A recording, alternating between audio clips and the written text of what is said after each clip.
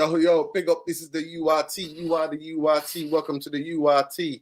Big up the URT. Big up, people. Bombers dropping right, left, and center. Big up to all the people organizing the protest. Unfortunately, I won't be there. Protests don't do jack shit. The Glazers are still here. Zero impact. Yeah, you know what?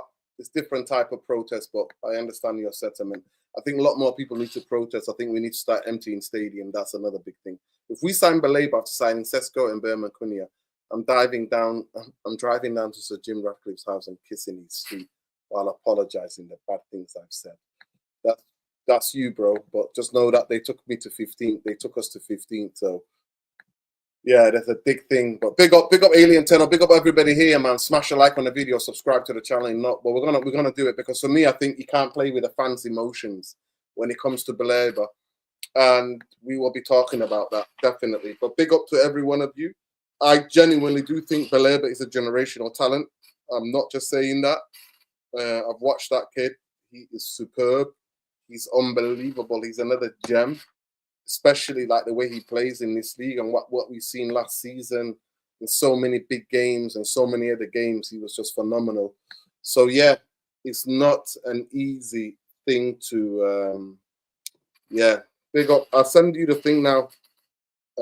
I'll send you the link now, Pete. 1 second. So yeah, I think you can't play with people's emotions. I really think that. I think what would be worse is the fact that I think it would be all right if we weren't linked with him, and there was no story with him linking with Manchester United, and then Ineos can't get it over the line.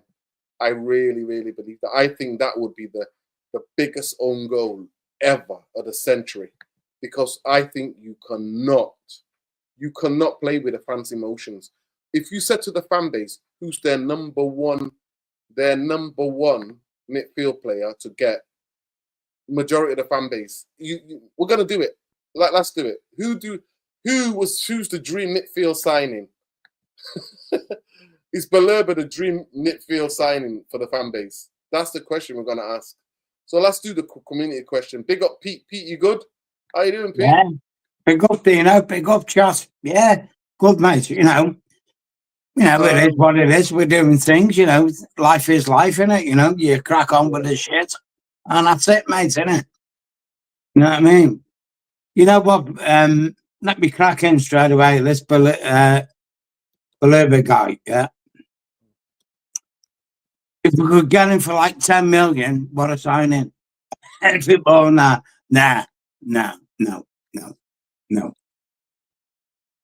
Seriously, no. You know what? Brighton want to rinse Man United like they did with Chelsea with Casado. No. Sorry, no, Dino, no. It's just wrong in everything. Dino. What if we go and pay a shitload of money for a guy like him? I've got nothing against him. What's he going to say to our youth players? What's the fucking point of playing for Man United as a youth player? Because they're just going to buy another player younger than you and fit him in straight away. There's no point, Dino, is there? Seriously, there's no point. Yeah. It's disrespecting the younger players. Seriously. We can get into that, Pete, because I genuinely don't think we've produced somebody of his talent in a long, long time. I personally believe, Peter, that he's a generational talent. He's not a Sesko. He's a generational talent, and we've seen in what he did in the Premier League. But let's get into this. Just 1 second. Yeah. Exclusive. Let me just get this official. Brighton want 90 million, 10 million add-ons for Carlos Baleba. Nah. Looking at him in evaluation around 70 million total. No. Baleba himself is reported to be planning a step in and ask Brighton to lower the asking price. It's a bold move, but will they actually, if he can convince them, it could change the whole saga. Manchester UFC. No, Pete, but you think now, what have we produced in that he's going to be a number 6? Manchester United have not produced a number 6. Remember, we paid a British transfer record for Roy Keane. That was a British transfer record. So I think I understand where your sentiment, what's coming from. I think it was always to bring through some of the youth, and which I agree with you. And I actually think if you play Kobe next to him, I think this could be good for Kobe, because then we don't have to rely or put too much responsibility on his defensive game, and we can actually enjoy Kobe being in the game and actually enjoy the attacking kind of number 8 kind of play of Kobe. But throughout our history, Pete, as you know, even with Fergie, we would buy the odd gems from there. Yeah, of course. Yeah. Rio Ferdinand was the British transfer record. Wayne Rooney was the British transfer. Now, I'm not saying this guy is good as those guys, but I believe we're writing this now in the Premier League. He's the best number 6 there is in the Premier League. Me personally. Because he can help us get out, because he can receive his back to goal. He's good at running with the ball. I don't know how much you watched him, Pete, but honestly, he's a generational talent. He is. But I understand what you're saying. We're a club that's supposed to also complement those we buy and break transfer records for. To also, if we spent nearly 90-something million on Anthony and fucking Harry Maguire, fuck that, Pete. Well, I'll spend the same amount to get in Baleba, because Baleba is more talented than any of those cons that we bought in the past. But I understand what your sentiment is. People, smash a like. Have you actually watched him for Brighton, Pete? What do you actually think about the player? What do you think? Have you watched him enough? You know what, Dino? Right. Look, listen. I entirely agree with what you're saying, but I do. I think he is we call it a tasty player, don't we? You know what I'm saying? A tasty player. Yeah. One of the reasons why I don't want us to buy him, because we will fucking destroy him, Dino, in this climate what we live in at Man United. Yeah. We will. It's a fact. Yeah. So you use what you call in-house players to progress. Is he worth 90 million? Hell no. No, he's not. No, he's not worth 90 million. Hell no. 40 million max. Seriously, what's he done? I know he's a good talent, but 90 million, no chance, man. No chance. Anthony worth 90 million? No chance. Was Anthony worth 90 million? Was Harry Maguire worth 80 million? Anthony wasn't worth 90 million, but I think Maguire, over his term, the time he's played, yeah, he has. Dino, he's played. Maguire, I mean, he had to score, Dino, in the semi-finals. That took us to the final. There's your money right there. Seriously, it is. It's Pete, right there, like. Pete, I promise you, Harry Maguire, it would go down. It's one of the worst transfers in the history of Manchester United as a football club. For the player that he was worth 30 million to 40 million at the max, and we paid double that. And well, this is what I'm saying, Dino. Dino, this is what I'm saying about Baleba from Bruno, from Brighton. Yeah, Baleba, yeah. How do you know he's going to be a generational talent? The guy's promising. He is. He's promising. He is promising. Shit, man, I can be promising. 5 years from now, I've seen players who have been promising.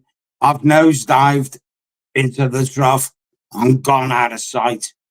Neymar, for one, the most notable player of all, who was at the world at his feet, was Neymar, and he went to his head, and this geezer just crashed and burned. Seriously. To be fair, I'm not going to lie to you, Pete. At Barcelona, he peaked for me, and then after he left, he went downhill. But at Barcelona, what Neymar was doing at Barcelona, oh my God, that was something else. Something else.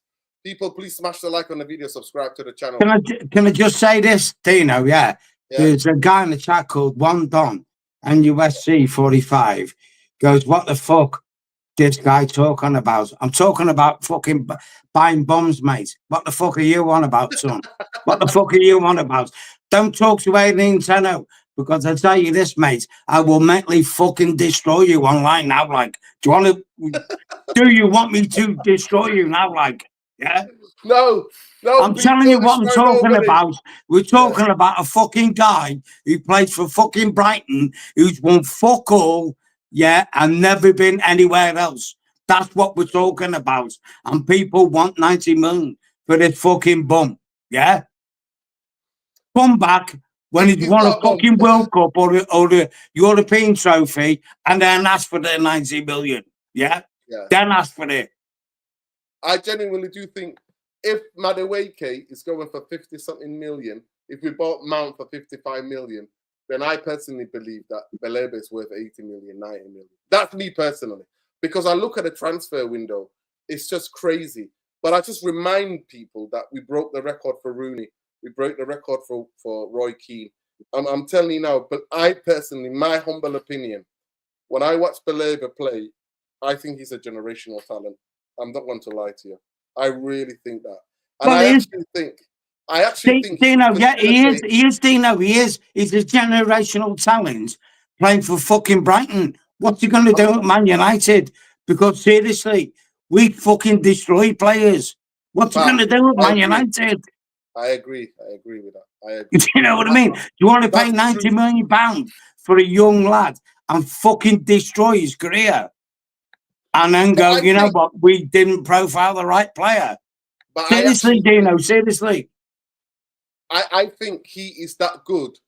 I think certain players are hard to destroy. I'm not lying to you. I think it can happen, and I agree with you. We don't develop players. But I genuinely do believe certain players are hard to destroy because his talent is undoubted. The way he takes the ball, the way he runs with the ball, the level of passing. You would love him, Pete. He's got a wonder of a left foot. The way he clips it out. And the thing what you would like about him, Pete, he's very aggressive. You know, yeah, defensively, he don't I've stand seen him, people. Dino. I've seen him. He smashes people. He smashes people. When was the last time we went for a play in the last 13 years that smashes people? No, we haven't. We haven't. So he's a different type of player. He's a different type of player. The thing is, Dino, he won't fit in with Amarin's style of play, will he? He won't like. You know, it's the paradox. Well, listen to this paradox. If we had David Moyes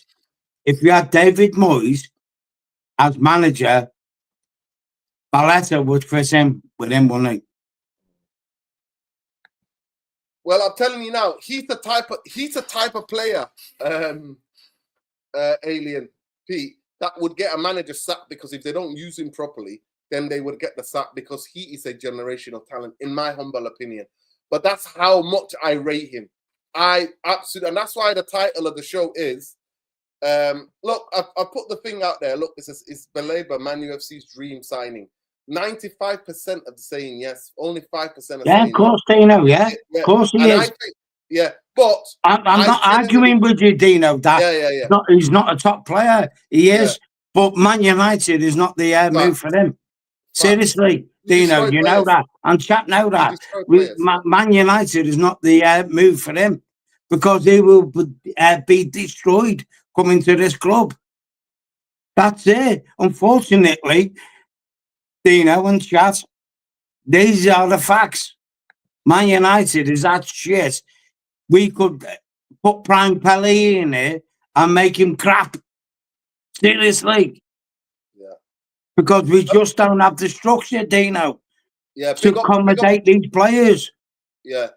Big up to Khalifa Medilas Chivere United Real Therapy. So basically, chat, the sell-on clause in motorization on the transfer window couldn't have been included in last season books means the transfer is now more affordable. So that's the news that we're hearing. But let me just get what the latest is.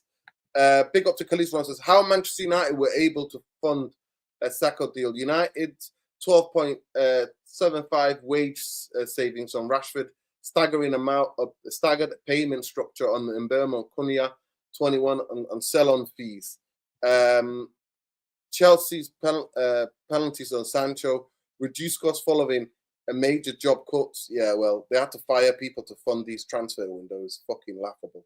But yeah, so big up says Baleba will cost up to 70 million cost of the market IMO. Big up to Khalifa Medina Lassie. But basically what we're saying that he might have to force the move to come to us. I think he is somebody who's such a generational talent. Big up to Sean for joining us as well. He's such a generational talent that you might have to, like, genuinely, like, think, okay, if this coach is not going to be the guy to get the best out of him, we'll have to No. get another coach. We'll He's have to not. get another coach. He's not. Dino, you know when you're at. You know when you're at. You go back to the days under Fergie in the 90s and Man U, when we had top class players. We're saying Blesser's potentially going to be a top class player. You can call him a generational talent, but he's still got to prove it, hasn't he? Seriously, he has. Yeah, that's it. Will he do this at Man United? No, I don't think so. Will he do it at Chelsea, Liverpool, Arsenal? Yeah. Yeah, because the most stable football clubs who improve players. Yeah, that's it, Dino. That's it. That's why I don't want the guy to come here. I don't want his career to be destroyed. Like I've said to you on the chat many occasions, Kobe Mainu, get the fuck out of this club. Leave it. Be the player you should be. Yeah, I 100% understand. Big up Sean for joining us. Let me just read this bit out. So exclusive Chelsea, official. Brighton want 90 million and 10 million add-ons for the Carlos Baleba. Man United is looking at him with a valuation around 70 million total now. The main part, Baleba himself is reported to planning to step in and ask for Brighton to lower their asking price. It's a bold move, but will they actually? Question mark. If he can convince them, it could change the whole saga. Yeah. Go ahead, Sean. Sean, are you there? Big up, Sean. Yeah. Big up, guys. Sean, Ineos, your boys cannot be playing with the fans' emotions on this guy. Trust me, they cannot be playing with the fans. I'm telling you now, I rate this kid like I've not rated a midfielder in a long, long time. I think he is a generational talent at the age of 21. And I do, and I'm getting giddy of and you know me, I'm always on giddy watch. Get the fuck out. You're getting giddy, Dino. Come on. Because I rate the kid so much. Baleba, I think he's my favorite midfielder in world football in terms of the way he plays. I'm not going to lie to you. And you know what? At times, I never bring him up because you know why? I can think we're never going to get him. Manchester United. Hit the likes, hit the subscribes. Dino's got fucking giddy. For the first time, you've heard it on his channel. The fucking man himself has got giddy. I am giddy. I'm usually on giddy watch. But Sean, how do you feel? Do you think your boys Ineos are playing with our emotions? Yeah, no, I don't. So because I don't subscribe to any of the conspiracies, right, around how Ineos are manipulating the fans and all that kind of stuff, my emotions aren't going to be affected by what's happening now. I think Baleba is an obvious target. I have been impressed with Ineos' negotiating strategy throughout the summer. So I'm able to put trust, I think, in Ineos that if they're going after a target, they have the competence to negotiate decent terms, and they have the money to execute. So I have confidence, if we're going after this target, we're likely to get it. I don't like the framing of playing with our emotions because that suggests that Ineos is trying to manipulate the fans by putting out false information. I don't think so. I think what we've seen from the reports is that genuinely the club is trying to improve the prospects of the team. We are making, I think, quality signings across the board. So taking it back to January last year, from the signing of Dorgu, who was a 30 million euro player that is now clearly a first-team player, to now we have signed with Sesko, hopefully Sesko is coming, with Cunha and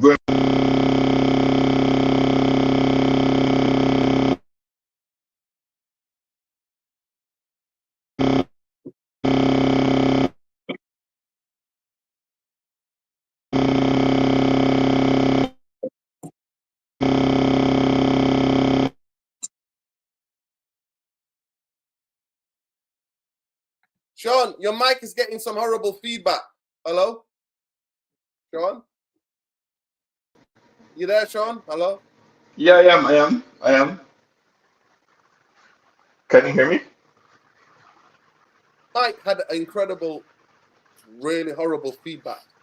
Big up to you. People smash the like on the video and get involved in the community vote. Go ahead, Sean. Yeah, no, I'm not sure where I guess like the mix-up happened, but like I think all I'm simply saying is that for me, I don't think of it as the club trying to manipulate the fans or anything, because that suggests that they're putting out false information. I think Baleba is clearly a target of the club, and I think the club is right to be looking to sign starting players. So we're not signing squad players, we're not signing bench players, we're signing players that are going to go straight into the first team. And I can't ask for better basically as a United fan this summer.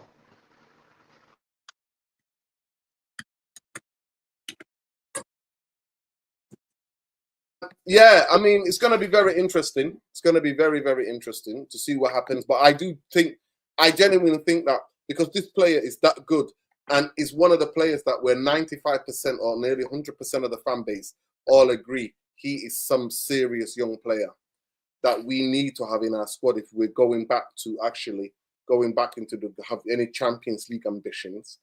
I think 100%. That's why they can't play with the emotions. If you're linked with him, you have to go out and get him. You have to go out and get him. I 100% do understand the sentiment of certain fans. They don't want to even get giddy because the reality was it was just a fantasy. It's been a fantasy all summer within the fan base or Baleba, get Baleba. And we were saying that I'd rather we didn't get Sesko and get me Baleba because at least we can build something with Baleba. But yeah, Pete, are you there? I think Pete is frozen. Pete, hello, Pete. Can I hear you, Dino?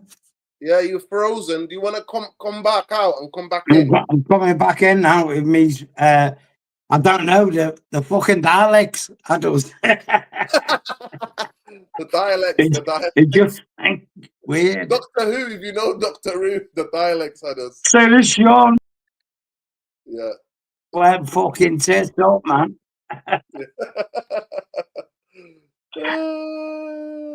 I'm back. Yeah, so it's going to be very interesting, Sean. And I hear what you're saying. Let's hope that they can definitely communicate and get this deal over the dummy. But apparently, he's also linked to Arsenal. So United have gone in for him. And now Arsenal are coming in to try to get this over the line. So it's going to be some interesting things happening.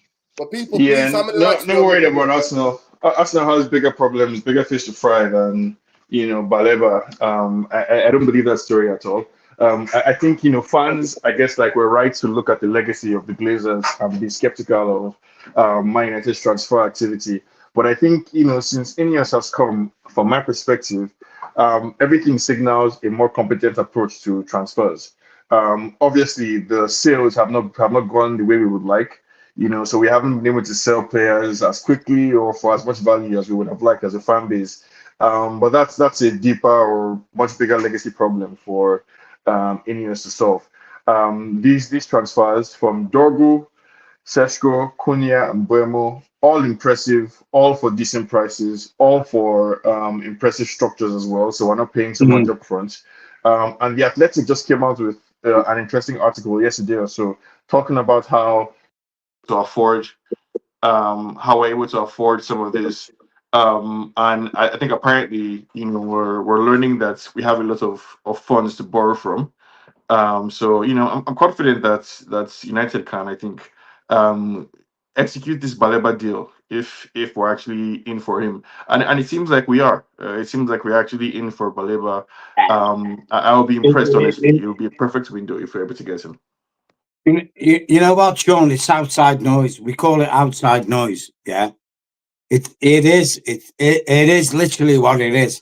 It's outside noise. Yeah, of course we would like to sign Baleba. Yeah, we haven't got the funds to get him. And again, I'll say to you and Dino and chat, do you want this guy to come to this club in the state we're in to destroy his career? Because that's what he will do. This is what you have to factor in. You have to factor in this. Forget about what your out wants. Think about the brain, what it is. Yeah, we are a mess of a club. We literally are a mess of a club. Yeah. We've got Toby Collier who can play in that position. Yeah. What about developing him? Instead of buying players to fix the problems you got, use the players you have in-house to sort the problems out, to get you to a level where then you can say, okay, let's buy this player. Put him in a good team. When your team is good, at a good level, buy a top class player, put him in there and crack on. I don't want him. And I don't mean that from a footballing viewpoint. We will destroy him if we buy him. Seriously, we will. And for the sake of his own career, Dino, I'm being serious. Stay away from Man United. That's the history, and nobody can argue that. Manchester United have destroyed some fantastic footballers. Yeah, And, I mean, come on. There is a worry, Sean. There is a worry. I'm not gonna lie to you. No, I guess there is a worry, right? There is a remote possibility. That I can't do anything about what I'm gonna call, like your trauma. The trauma of the last 12 or 13 years, Pete. There's nothing I can do to help you. Real. So if PTSD is real. yeah, PTSD, like, right. So if you're seriously suggesting that as United fans we should reject Baleba, no, I'm not saying reject. I'm not saying reject, Sean. Please don't do it. I'm saying to you, the concern of Peter is addressing is real. It is real. We're just saying that the PTSD is there for the reason. But go ahead, Sean.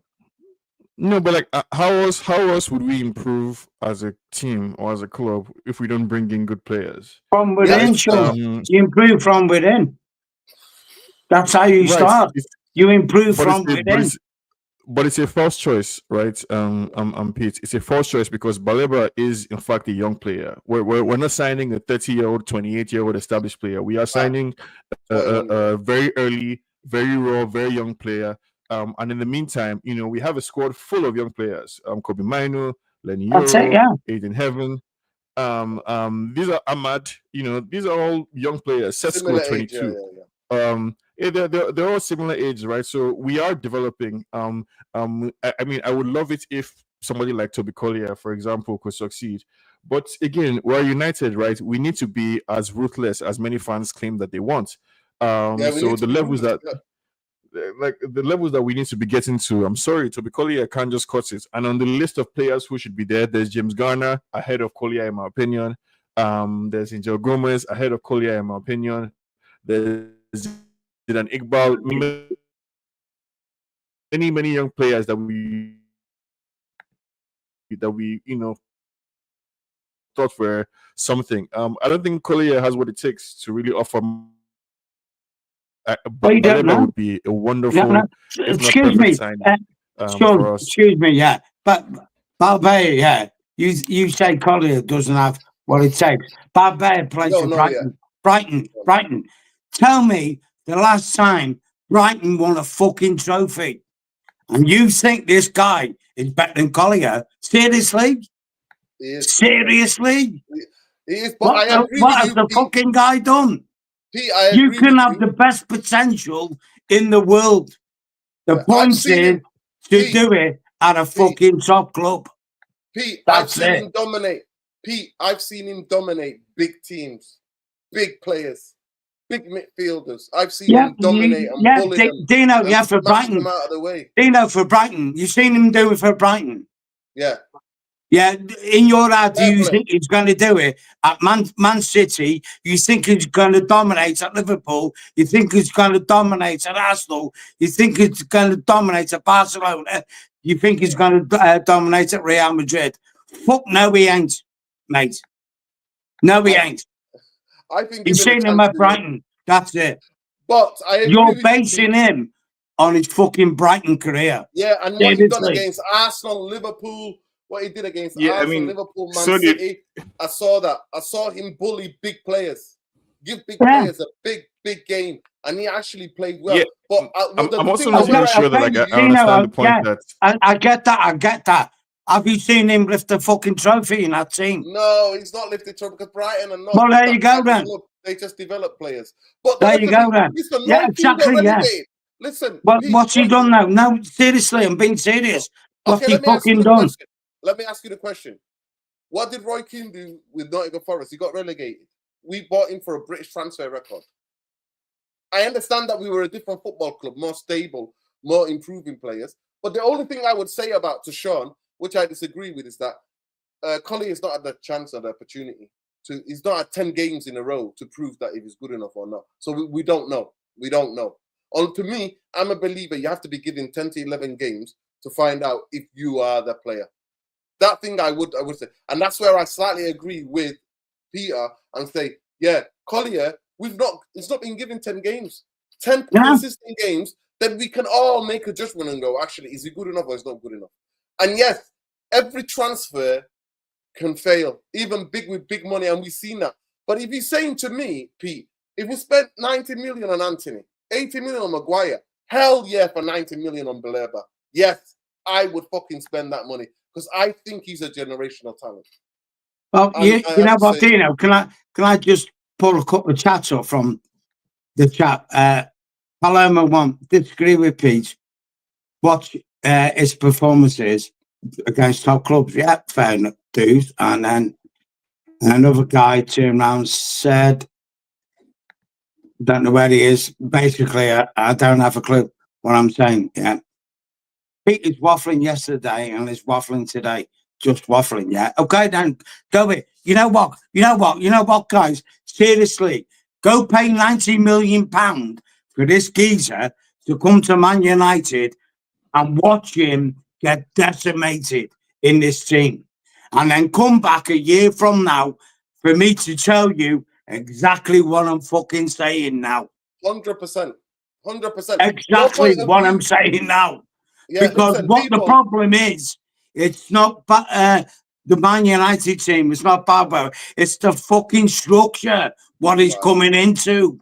It's shit and it's rancid. Yeah, the environment. No player, Garnacho, when he leaves, and he will leave, will be a fucking better player. Every fucking player. Every player that leaves Man United become a fucking better player. That's not me saying it. Use this. Go fucking see it. They become better players. Right. So Scott McTominay might be getting the Ballon d'Or. Ballon d'Or. Go ahead, Sean. Pete, calm down, people. This is the channel is raw and is real. Pete, that's what I love about Pete. He's got raw, honest opinions, and he can back it up. Scott McTominay is being talked about. First of all, he doesn't want Baleba to come to the Ballon d'Or. Go ahead, Sean. I'm gonna move. Go ahead, Sean. And big up Lessa for joining us. No, I'm trying to make sense of the Baleba arguments, right? So on one hand, Baleba has only played for Brighton, so he hasn't lifted a trophy. We can't expect too much from him.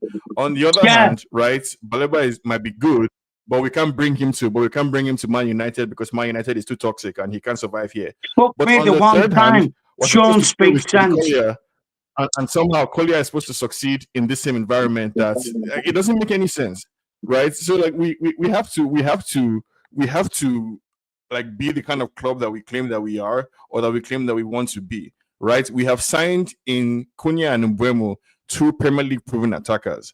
We're looking to bring in a midfielder that, let me say 98%, right? Let's leave a holdout for Pete. 98% of the fan base all agrees that this midfielder is exactly who we need. And somehow we're having an argument about why this is a bad thing.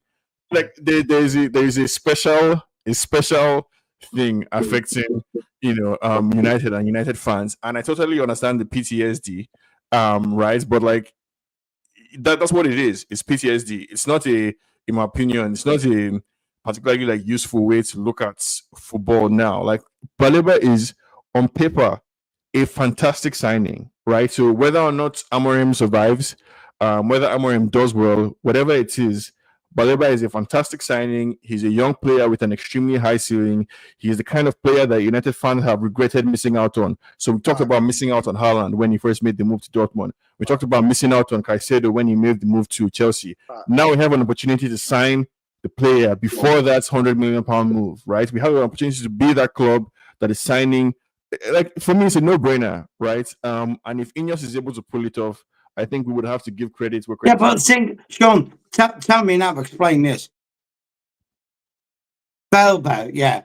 How does he fit in Amorim's style of football? Because Amorim plays kick and fucking rush football.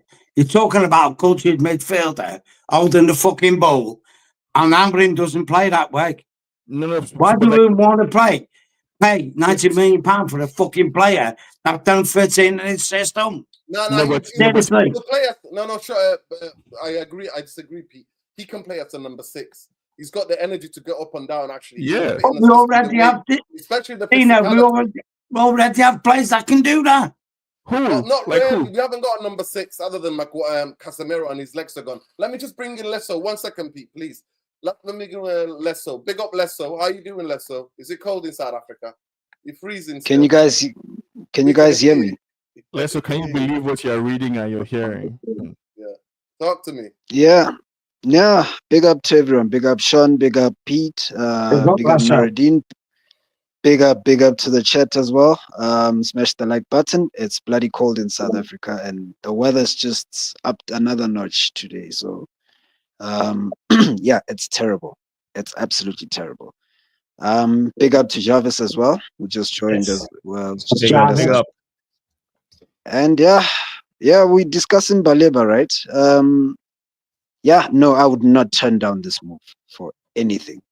If they could get him over the line, like I've always wondered why we always kept on saying that, it's either striker or midfielder or this. No, man, we should be pressuring these guys to get everyone that we need because, after a season that we've had last season, 15, yeah, it's only right for the supporters to demand the absolute worst position in 50 years. You understand? So I couldn't deal with this thing where we had to pick and choose which position that we should be playing. Travis, can you take over? Where we should be 5 minutes. Yeah, which it never made sense with me. So with Baleba, I think he's a good player to come in. He's more than I think assured that he will succeed here because he comes from the French league.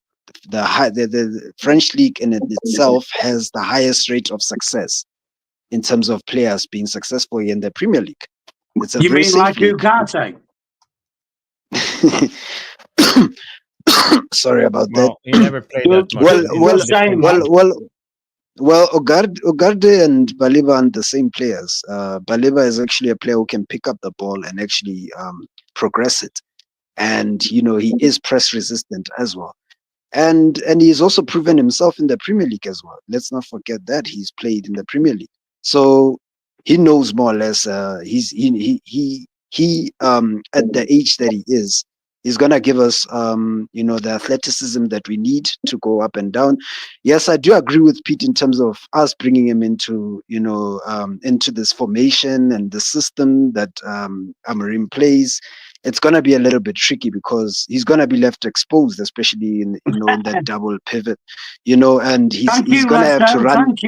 He's gonna have to run relentlessly. But I'm looking at it beyond that. Whether Amorim is here, they're not buying players for Amorim at the moment. I think they're buying players for the sake for even if the manager is no longer here. So as the result, I'll welcome the signing because I know he's going to outlive the manager, whether they decide to keep the manager or not. And he'll be a good addition for Man United, especially when we move back to the back four, because this is what I'm seeing.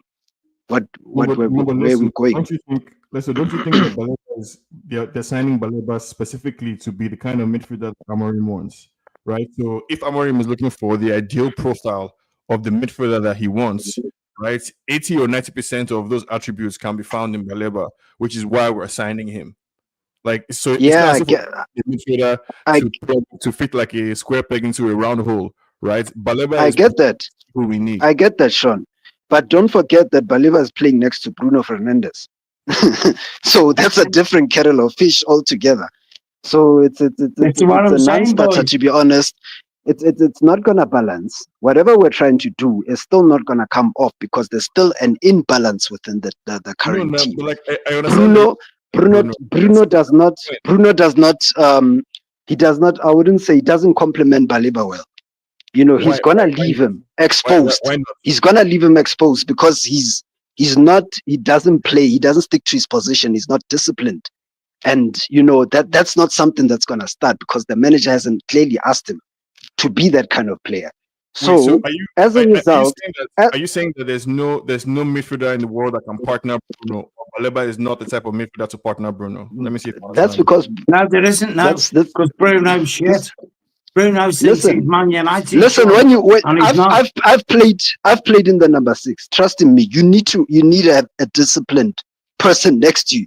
If you have someone who can disappear and goes all over the pitch and leaves you alone, stranded, unfortunately, man, it doesn't matter how good you are. You know, when you're exposed, essentially, you're not going to look as great as you should be. When everyone needs in the system needs to complement each other. You look at Sporting as well in their midfield. They had people complemented each other. No one was running around recklessly and leaving the other exposed. You're in a system where now it's a double pivot. You leave one person alone. It's one against the rest of the 3 or 4, whichever team the opposition decides to do in terms of overloading their midfield, and it literally cancels you out of the game as a result. Yeah. And now this is the problem. And then with Bruno, this is why I said that it was very pivotal in us. If Amorim wanted to actually last very long, it was very pivotal to actually sacrifice Bruno, getting a midfielder that can probably would have complemented Baleba a little bit more, would have been more assured in position and be able to be very disciplined as well, and not leave huge gaps of spaces and exposing the number 6 as the only runner in the team. So in this case, unfortunately, like I said, it's going to be to his own detriment. He's not going to last as a result because he never listened. So big up to everyone. Okay, I'll tell you this, guys, yeah? I'll tell you this now straight, yeah? Kobe Mainu grew up playing football with Dango, yeah? And if you follow Man United youth, like I do, yeah, them 2 players had a symbiotic relationship that you could not believe, yeah? What do we go and do? Go and loan Dango out and then play fucking Kobe Mainu. Seriously. So why do you want to spend £90 million for a fucking player that hasn't got a fucking clue what this club is about and think he's going to gas you out and fucking be there, echelon player, and be there and take you where you want to go? Seriously. Fucking delusional. It's delusional. Seriously. He's that good, Pete. He's a generation talent. I want to hear from Jarvis. He's not that good, Dino. He's not. He is. Seriously, he's not.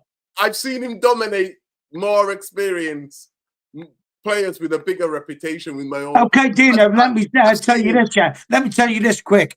We just paid how much for Kuna, how much for Mbueno. You could have bought fucking Xavi Simmons that does the same fucking job as them both players. Seriously, you could have and saved yourself £70 million at least. Seriously. He's going to Chelsea. Pete, let me just get Jarvis's and Ben's point of view, and I'll come back to you. Jarvis, talk to me. Big up Jarvis and Ben. Big up Jarvis big and up. Ben. Yeah. Big up Ben, big up everybody. Yeah, please smash a like. Dave asked, how come we can afford? Because apparently the amount of people we've sacked, the amount of money we've made from selling of Alvaro Fernandez and what's his name, who's gone to fucking Newcastle from Nottingham Forest. We got a bit of money from that. Alanga. And then, a couple of other players. So a couple of little sell-on clause that we put on people. And then also the wages that we've cleared in terms of Rashford. And Manchester United always had money. This is why I was always never buying. We're broke and all that bullshit. The club's in trouble. Just to chip in there, Nuruddin. More specifically, as of 2025. As of April 2025, United had $140 million of borrowing capacity available. Yeah. So there's money, basically. We can draw on a line of credit. Yeah. So this is it. And all of these are all being these transfers are staggered in at the payments, 10 million per season. So we're already, to be fair, £300 million we owe to the banks as well. But there's money because that's how it works in this business, apparently. What do I know? Big business, you can borrow and keep borrowing till you're in trouble. So anyway, that's what the question was. Jarvis, how excited would you be about Baleba signing for Manchester United? First of all. From a scale, what do you think of it as well?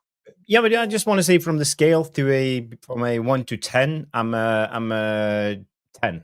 Excited for Baleba. I've talked about Baleba many times. I think he's the player we need. He can stride. He can cover a lot of ground. He's okay technically on the ball, and I think he has the physicality because that's what we need. Now we have just signed or almost signed a striker. How tall is he? 6'5", something. 6'5", yeah. 6'5". So we have a beacon up front, and we need more physical players because we could see that against Everton. When we struggle, is because of physicality. And this is where we lack in this squad, and we always get bullied against a lot of teams in the Premier League from mid-table to even to relegation zone. We get bullied. And we don't have enough ballers, enough technical players. We are not Manchester City 5 years ago. They didn't have many physical players, but Gundogan, De Bruyne, Bernardo Silva, all of them fantastic technical players. So they were good on the ball. Not Barcelona or Pep, with the Xavi and Iniesta, Messi. So if you have good enough ballers, you don't need the physicality, but we don't have either, So we might as well just start with physicality, and this is where I see Baleba coming in, and I think Baleba would complement this team in a brilliant way. So basically, Jarvis, you're saying pay £90 million to run the fucking balls of a young lad. Yeah, I would rather pay £90 million for Baleba than pissing the money away on an unknown shirt seller on the decline. We have been linked to so many. And destroy his career within 2 years. £90 million to run the fucking balls of a young lad. Seriously, £90 million to run the balls of a young lad. Pete, let him finish. We know the point what you're making, but let him finish and let Elmo finish, and then you can come back in. Yeah. Go ahead, Jarvis. Carry on. Big up, Pete. I'm just going to say I think he's the real deal. I think he has the Premier League experience. He's Premier League proven. He has the physicality. He's good on the ball. I think he can really make this team better. And if you compare him to, let's say, other players, if you're a little bit unsure, if you don't watch Brighton every weekend, statistically, you can compare him with, for example, Amadou Onana when it comes to the physicality. Also a player we have been linked to, Johnny Cardoso, Atletico Madrid. There's other players that's really good. And one of his strengths is take on, so he's good on the ball. He's about 70% when it comes to successful carries, but what he thrives in is defensively. Tackles, interceptions, blocks, aerial ones, clearances, all of this defensive work. And we know where we are lacking when it comes to this. We all saw Ugarte play against Everton. We were struggling. We can't hold on to the ball. We can't keep the ball. We can't defend. What are we doing? And especially when you put Bruno in the mix, we are just totally lost. So a player like Baleba, you know what, Jarvis? Yeah, sorry, mate. I'm just looking at the chat saying, obviously, a lot of people are disagreeing with me. Fuck me, man. We paid £90 million for fucking Superman. Where do you fucking think this guy is going to do? What do you think he's going to do? Seriously? £90 million for a fucking novice. He's a novice. Okay, seriously. Let's say we have the money. Let's say we have 90 million. How would you spend the money? No, I wouldn't buy him. No. I would spend those money on Baleba and not signing a goalkeeper, centre back, and a wing back. This is somebody who literally said we should be playing. How much grand do you think he's got? Seriously, guys, listen to me. The way we fucking play football, the way Amorim plays football, this guy will be burnt the fuck out playing at Man United. We play one game a week. Seriously, he's going to be burnt out. Right, Pete, you might be right. Let me just get in what Ben thinks. Thanks, Jarvis. Ben, big up. Big up. Ben, what do you think, Baleba? Is Baleba, let me just see where the community chat is. Is Baleba Man UFC's dream signing? I actually think this kid is a generational talent because what he's doing at the age of 21, what I saw last season, I saw him actually carry the ball and crush, swap, bang, wallop. Just get through about 4 or 5 players, leave them like they're not. Yeah, there. 1-0 now, Dino. 1-0. Listen, but we understand that, Pete. 1-0. We understand that. Roy Keane didn't win anything either, and he was getting relegated, and then look what he became. I understand we were a different football club. I understand we were not stable, but I understand your worries because I have the same worries, Pete, that this club is not stable enough. But if I had to break the bank for one player in the Premier League, it was him. I think he's a generation talent. Go ahead, Ben. Pete, just mute for a minute and let Ben say, and then I'll come back to you. One quick one, Noradin. I'm just going to say, check the private chat. I love that message, Jarvis. Okay, I sent him the link then. Yes, big up everyone. Big up Pete, Jarvis, Nerdin, Lesso. Big up Sean, and big up the chat. Make sure you hit the likes and subscribe. Wow, man, what a fucking day, bro. What a fucking day. We've been linked to fucking Carlos Baleba. This guy is my fucking guy, man. Him and Lucien Agume from Sevilla. Them two I've been keeping a close eye over these last few years, man. And you know what? If we somehow get this signing over the line, you know, please disagree with me. Best signing since post fucking Vergi, man. And a lot of people might disagree with me. A lot of people might disagree with me. He has every fucking attribute that a fucking number 6 has, right? If you watch his highlights, when Brighton play it from the back, give me the ball, give me the ball, give me the ball. He's always wanting the ball. So immediately he can control the tempo of the game, slow and fast, because he can slow the game down. He can also, go fast, obviously, with the tempo. Big up Andy. Big up Andy Tate. He's comfortable on the ball. He doesn't get pressurized, just like I remember what Mazraoui said it when we signed him. And yeah, man, honestly, he just, I can't remember a signing, I've been so hyped about. It's probably since Ander Herrera, and I loved Ander Herrera. And honestly, man, if we get this player over the line, honestly, I'm bloody gassed. I think I'm not going to get too giddy because we still got a fucking clown in nets in Onana and Bayendir. So let's not get too carried away, guys. Declan Rice at Arsenal. Yeah, I agree. I think he's better. I think he's better than Grealish at City. Yeah. That's about to go to Everton. Get gassed, boys. Anyway. Get gassed. Get gassed. Anyways, if we get this guy, about anything. Go ahead. If we get Lemons as a keeper, then it's all eyes on Amram. But you know what? I said this to big up the Cleese and Sheck. I said this earlier on. If we get Baleba, we're still going to struggle. Do you know why? Because of Bruno fucking Fernandes, man. This man is a major problem in this fucking team, man. If he plays in the midfield too, what's he going to do? He's going to leave Baleba. I'm fucking calling this right now, man. He's a fucking disgrace. And shame on Ineos. It will come back to haunt them. A lot of people are going to say, what the fuck are you on about, Ben? You don't know anything about Bruno. My main issue always will never be Bruno on the ball. It's what he does off the ball. And he's a fucking disgrace of a footballer. But you know what, man? I'm gassed. I hope it's not PR, with this Baleba shit. But if we can get him over the line, best signing since post Fergie, man, and we need him.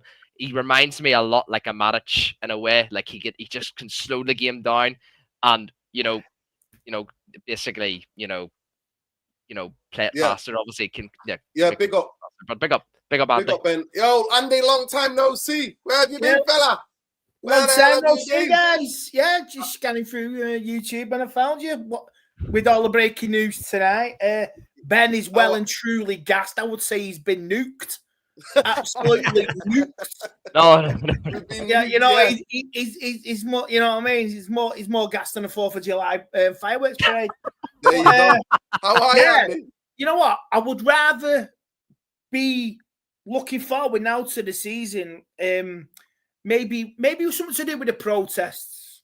Yeah. So the 58 said something for the Arsenal. They did it obviously before the last Arsenal game. We got these announcements within 2 days, new stadium, X, Y, Z, blah, blah, blah, blah, blah. So maybe this is something to do with it. But this is, I say, Ornstein, this is concrete. I think he's got the drop on Fabrizio for a while. I think that's the norm now. Fabrizio's I think his ceiling's dropping, man. Seriously. So it's Arnstein who's dropped this and the Athletic. But promising signings. Cisco, absolutely buzzing on that if we can get him, but cautiously. But if we get him in, it's so funny how we wanted. It was the other way around. Arsenal wanted Cisco, and we wanted Sporting Lisbon lad. But it's gone full circle, and if we get him, that's going to be the highlight of the weekend. Everybody will gaslit that fixture. But if we get the Brighton lad, he's played well. What do you think of him, Andy? What do you think of him? When Brighton when he was injured last season, they struggled and they dropped off a cliff. And when he come back, they stabilised, they did well. Basically, when they beat Man City, when Man City were on that run, he came on the second half. He just totally controlled that second half. And with no Rodri. Pardon? With no Rodri playing for Man City. Yeah. But I've seen him dominate games. I've really seen him dominate games. Well. So one player don't make a team, mate. One player don't make a team. No, we don't. And fucking Baleba don't make our team either. Seriously, he doesn't like. Andy, they don't gas the You've been gassed since last season. That Europa League finals left a scar on you. Pete is having a whole other conversation. You on the bourbon? No, Pete's talking for some of us. Pete's on the bourbon. Listen, how much on the fucking beer, mate. I'm giddy. I am absolutely giddy, and that's why the title of the show is Ineos. Don't play with the fan base's emotions. Do not play with our emotions. You can't say that you're gonna get this player. It's what I want to hear because the last, let's say, 4 or 5 weeks, all it was in Burmo. It's like, well, get it sorted out. It was like a recycled news story all the time. Everybody was fed up to the back teeth. You were. It spoiled the Saeed before. Saeed's like on his headline. Don't gaslight me, but it's okay to get excited. We may not get this player. We may not get him. Let's be realistic. We may not get him. Pete's right. He may not be up to it at Man United.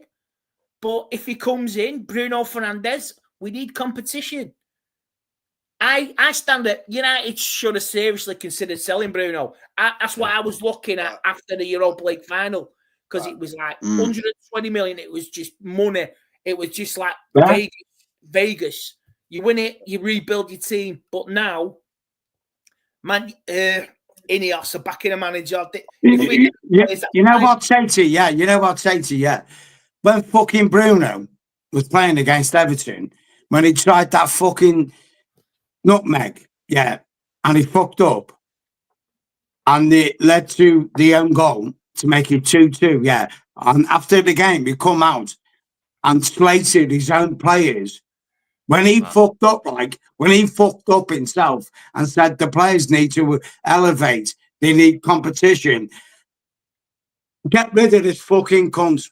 Just leave him. Get him. Get the fucking cunt out of the club. Because you just thrown your own teammates under the bus because you fucked up. Fair criticism. Let Andy finish. Go on, Andy. Yeah, but I would say within that game against Everton, Bruno created the second goal for Mason Mount, but also before they equalised, you could see how Man United couldn't string 2 passes together through that midfield. Ugarte, where was it? Everybody was at 6s and 7s. Then the substitutes come on. It was a little bit calmer, a little bit easier. And you could see Bruno before we even scored. When it was at 1-1, Bruno was looking and you see it on the telly. He's shaking. He's like out of his arms. What is going on? I've been here before. I've seen this fucking TV series. I've seen this soap opera, and I'm not fucking doing it again. And you could see why he was getting pissed off. All right, he took a lash out of the Everton lad. He shouldn't have done it. Bad boys. But boys will be boys. You know what I mean? He's good and bad. Don't tell me that any player in the Premier League is good or bad because they've got a beast mode. They got the perfect specimen. That they've got skill. You know, it'll come out. Every player's got a Jekyll and Hyde in him, and that's the way it is. So Bruno will play more this season, but forget the Brighton lad. Obviously, you got to integrate into the team. First time season. And you say, we need competition. We need competition. Bruno basically played through the entire season. Didn't play well. He bottled it. I think they all bottled it in the final. We can all agree on that. But the previous season, when he had his leg, when he was legging a plaster cast, we fucking missed him. We fucking struggled. And barely, how the hell did we still win the FA Cup? He come back. We got to the FA Cup final.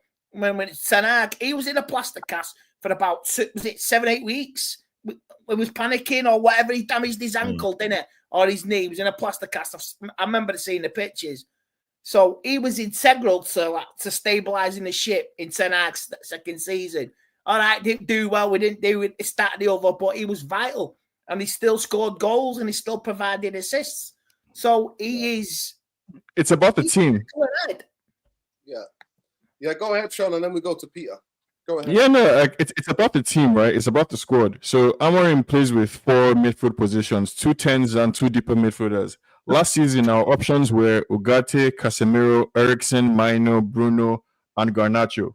Now we have significantly upgraded the options for those 4 slots. We have Cunha, Mbeumo, Ahmad, Ugarte, Eriksen is gone, Casemiro, Bruno, and hopefully now Baleba. Right, it's most likely going to be Cunha and Mbeumo in the number 10s. But in the deeper positions, we could play any combination of Baleba, Maino, Baleba, Bruno, Ugarte, Baleba. Right, that's to me squad depth, and it's a good squad. Right, the problem with Bruno, from my perspective, is that he plays more games than he should. Right, so let's say Bruno does something decent 70% of the time. That 30% of the time where he's awful, right, where he's really glaring, what we need is a manager that is brave enough to bench him when he needs to be benched. And I think we finally have the squad, right, and a manager who's brave enough to do that. But I don't see any reason why we should make our issues about one of the most creative players in the league and one of the best players, frankly, in our squad. I think the Bruno thing is weird. We're signing, in my opinion, one of the best midfielders in the Premier League, one of the brightest young prospects, basically, and we're making the conversation, like 70% of the conversation is about Bruno Fernandes. It doesn't make any sense to me. I'm really pleased with the signing. Really pleased with the Baleba signing if it does come through. I think we've seen enough from Ineos, or I've seen enough from Ineos to have confidence that if we set our targets on a player, we have the funds, we have the contacts, we have the structuring knowledge to get the deal done. It's going to be difficult, right? And if there were any player that we were going to be paying 90 million for, I think it should be a midfielder. I'm perfectly fine with the club paying 90 million pounds or whatever for Baleba, because I think he's that kind of player. Basically, we should. We've been John, I looking agree. For once, I agree with you, because we bought Harry fucking Bum Maguire for 80 million, Anthony for 90 million, and you know what? They were absolutely pissed off. But I'll go back to Pete. Pete, somebody said this. You might agree with this. Big up to Khalis Ramadeen Lassie. Ramadeen, I can't even bloody say his name properly. But he said, "What are we going to do?" As a question for everybody when it comes to the AFCON. I think I don't mind, because majority of the players are only away for 3 games. I watched Liverpool cope with Mane and Sadio Mane and Salah, both of them gone, and they cope with that. So I think we can cope. I genuinely, that would not deter me from signing Baleba. My personal opinion on the kid, having watched him last season, I think he's a generational fucking talent. I really think. You know what, Dino? Yeah, look. I'm not disagreeing with anyone with the lad from Brighton. Yeah, this is my stance. Is Man United are a fucking rancid football club, or a rancid football team. Do you want a generational talent, like you're saying, to come into this fucking shit fest and get his career destroyed? No, I don't. No, I don't. I don't want that for the lad. Every player that's played for Man United that leaves this club fucking excel somewhere else. Use your brain, use your eyes, and see what's happening. Yeah, forget about these generational signing these players. We need to get the fucking Glazers out the club. That's Facts. it. That's our Yep. only object now. Forget about where we're going to be. I We'll mean, take relegation. that's such a We'll take that's fucking such a League cheap shot. 2 if we need to go there. We'll go Right. to League 2.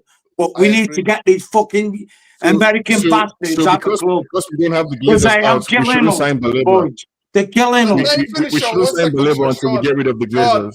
Sean, let Peter finish, what are you please. doing? Let Peter finish. Let Peter finish, Sean. Come on. They're killing us. Hold the horses. They're raping the fuck out of us. Seriously, boys. Seriously.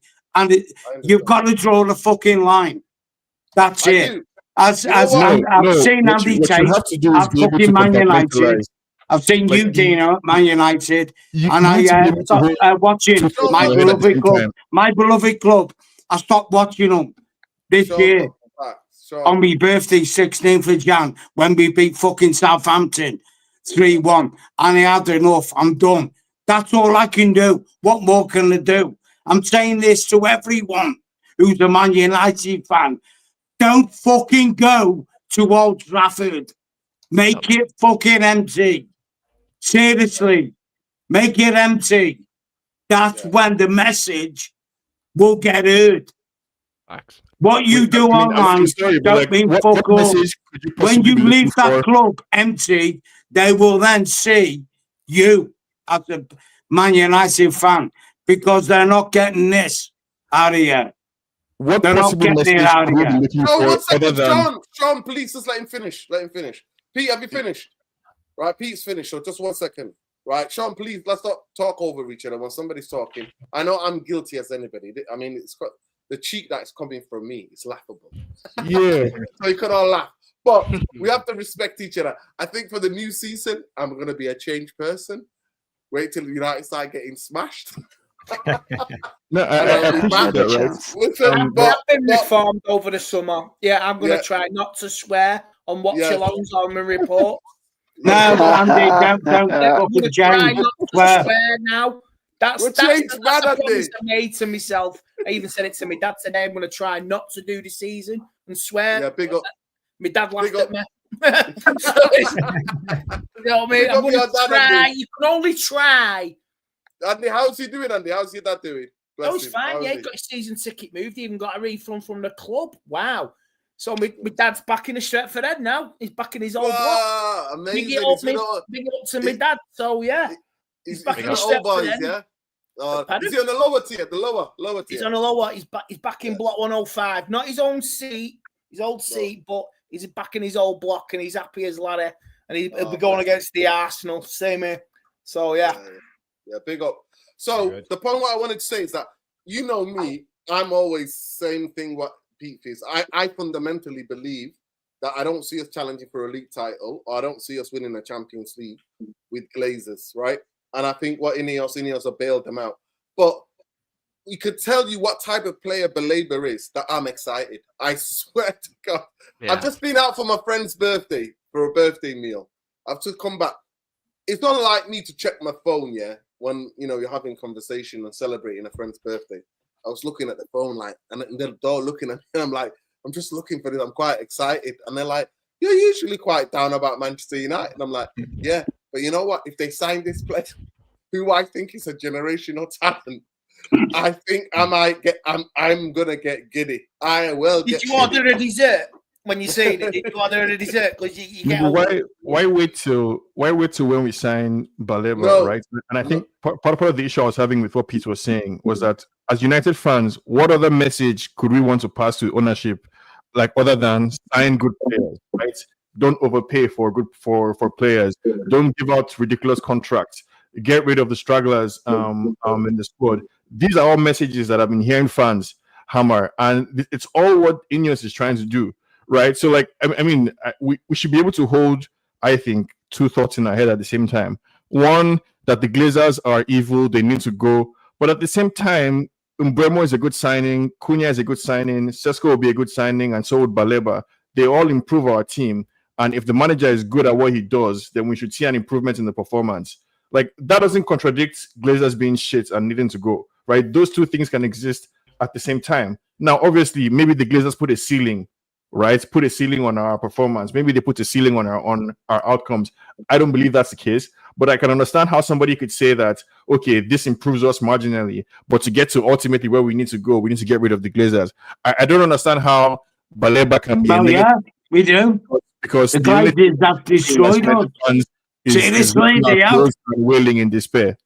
Yeah, One second, Pete, let him finish. Go ahead, Sean. Yeah, no, I'm done. Let's hear from everybody else on the panel. So I want to go back to Lesso. Lesso, you watch a lot of these young players. How good is he? How good is Baleba? That's the question, right?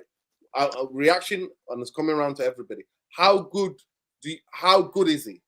Is he just a hype? Are we overhyping a young player, or is he the real deal in your opinion? No, he's not. No, guys. He actually is the real deal. You know, No, he's not. very few players at his age are doing what he's doing. To be honest, you know. So, you know, he's very mature.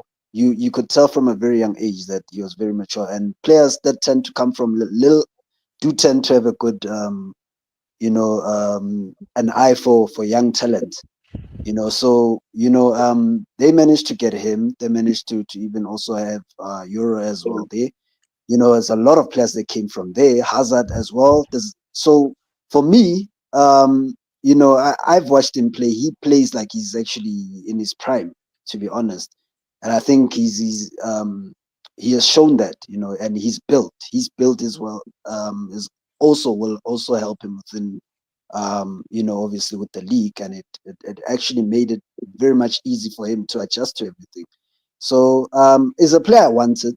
I did say that already a long time ago, that he's one of the if we manage to get him, he will somewhat balance this midfield. The only problem I have is obviously the partner that he has to play next to.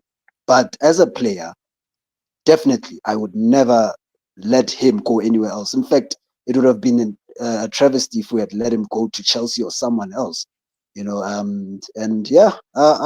actually like the guy. And shout out to Indy Tate. By the way, Indy Tate still has that legendary, I remember the legendary rant that you have. I don't know if YouTube removed that rant that he had against Sir Jim.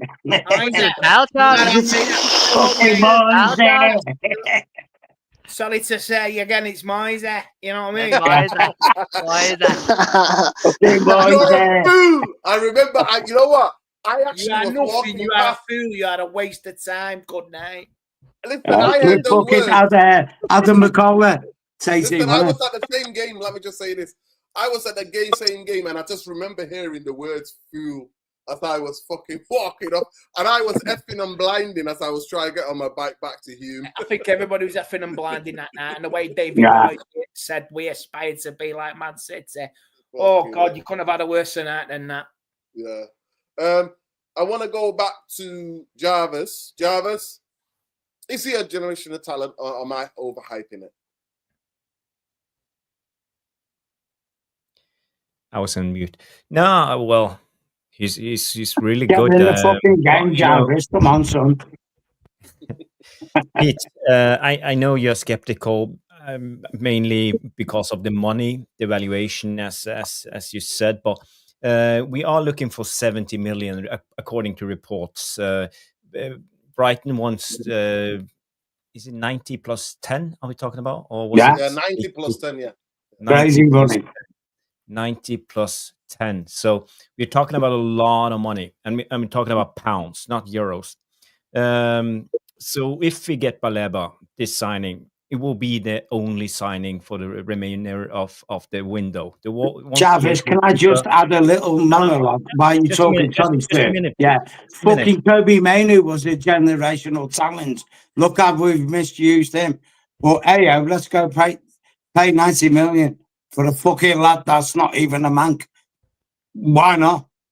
Yeah, well, where we lack in our structure, when we lack in our structure, it's all about from Russia. Guys, can I have a minute? Sorry, please, it's no problem. I lost my train of thought, but what I'm trying to say is what we lack in our team is defensive stability. and he will bring that as a player. His strengths is most In what way? defensively stats. He wins the ball. He wins it with aerial ones. He wins it with tackles once. He wins it with interceptions, and he wins it with ball recoveries. He wins the ball. He's in the 90th percentile in every stat when it comes to this. And when he wins the ball, he likes to carry it. He likes to carry it into attack, and then To where? we can release our number 10s and the movement. Yeah, I see Nordin has the stats there, the full stat. Where he lacks is a little bit, lacks a little bit. Fucking out there now, don't stat pad. We're talking about playing football. Stats don't mean shit. Seriously, they don't. We've seen stat pads everywhere. Forget that. Get it off the screen. Get it off the screen. Seriously, we're talking about fucking football players here, like that, and interacting with Peter, with their own and teammates. mute yourself a little bit while others are talking. It's very rude to interrupt all the time. Okay. Is it? Yeah. Just thank mute you. a little bit. Thank you. Just mute yourself 1 second. Look, In England, it's called fucking talking, mate. No problem. We'll come back to you, Pete. We'll come back to you. Yeah, no problem. Well, it's a big panel. You go fucking stat pad in. Go on. Okay. Go and get a beer. Get a beer, Pete. Go ahead. Refill. Go on, fucking stat pad this shit. Yeah. It's not going to change it, man. We'll do it. Go ahead. Go ahead, John. Okay, we can try to stat pad, but I think it's important. We don't know. We haven't seen him in a Man United shirt, so we are just trying to analyze and try to break down what we can expect. So as a ball winner, I think he is brilliant, and I think this is where we lack a couple of times, because when we lose the ball, we drop really deep. We saw last season we defend in the back five with the 2 and a 3 or a 3 and a 2, and it's not good. We struggle a lot of the time, and we get put on the siege. We can't get out. Every time we try to play the ball out, we get broken down, and they go at us again. But we have now a player that can actually win the ball high, and we could see in the friendlies in the preseason that we're trying to build up with the pentagon shape, pressing really high. We have the wing backs ready to jump, so we press with 7 guys, and we have that vital piece that will win the ball when needed. And then we have a lot of people high up the ground. So if we get Baleba, I can see us putting other teams under siege because they won't get out. They will lose the ball over and over again, and we will keep attacking. This is really good. And now we have also a player like Sesko. So, I only see positives if we can bring in Baleba. I heard some rumors also that we are looking for a loan deal when it comes to Gianluca Donnarumma. So, who knows what Ineos can get done in this window. With the PSG keeper as well. If we tonight, I mean, that would be wow, because he's in his last year of his contract. He can start talking to people from January as well. So do PSG want to let this do an Mbappe and go all the way? You know what I mean? Is Real Madrid come sniffing around? So loan deal with an obligation to buy after the next season. It could be done. It's possible. But I don't really believe it. But I'm just saying. I heard some rumors about Donnarumma today. I actually don't rate Donnarumma. I actually think that he makes a lot of mistakes, but we've only seen him in the Champions League. Single-handedly, if it wasn't for him against Aston Villa, they wouldn't have fucking won the Champions League, mate. But Villa would have Onana made some incredible saves in the Champions League when they went to the final as well. Yeah, he made some incredible clangers when we were in the Champions League. And he shit with his fucking feet, man. That's the truth. He shit with his feet too. I'm just saying to you, it's not about his feet. I'm not asked because wherever the feet. I just want somebody to be a good rate salt maker. But he does make clangers as well. Honestly, all you need to do, Andy, is just type in Donnarumma clangers, and you'll see what I'm talking about. It may be the French league. It may be the French league is a farmers' league. It's the French league. So I don't know, but all I know is from what I've seen in the Champions League.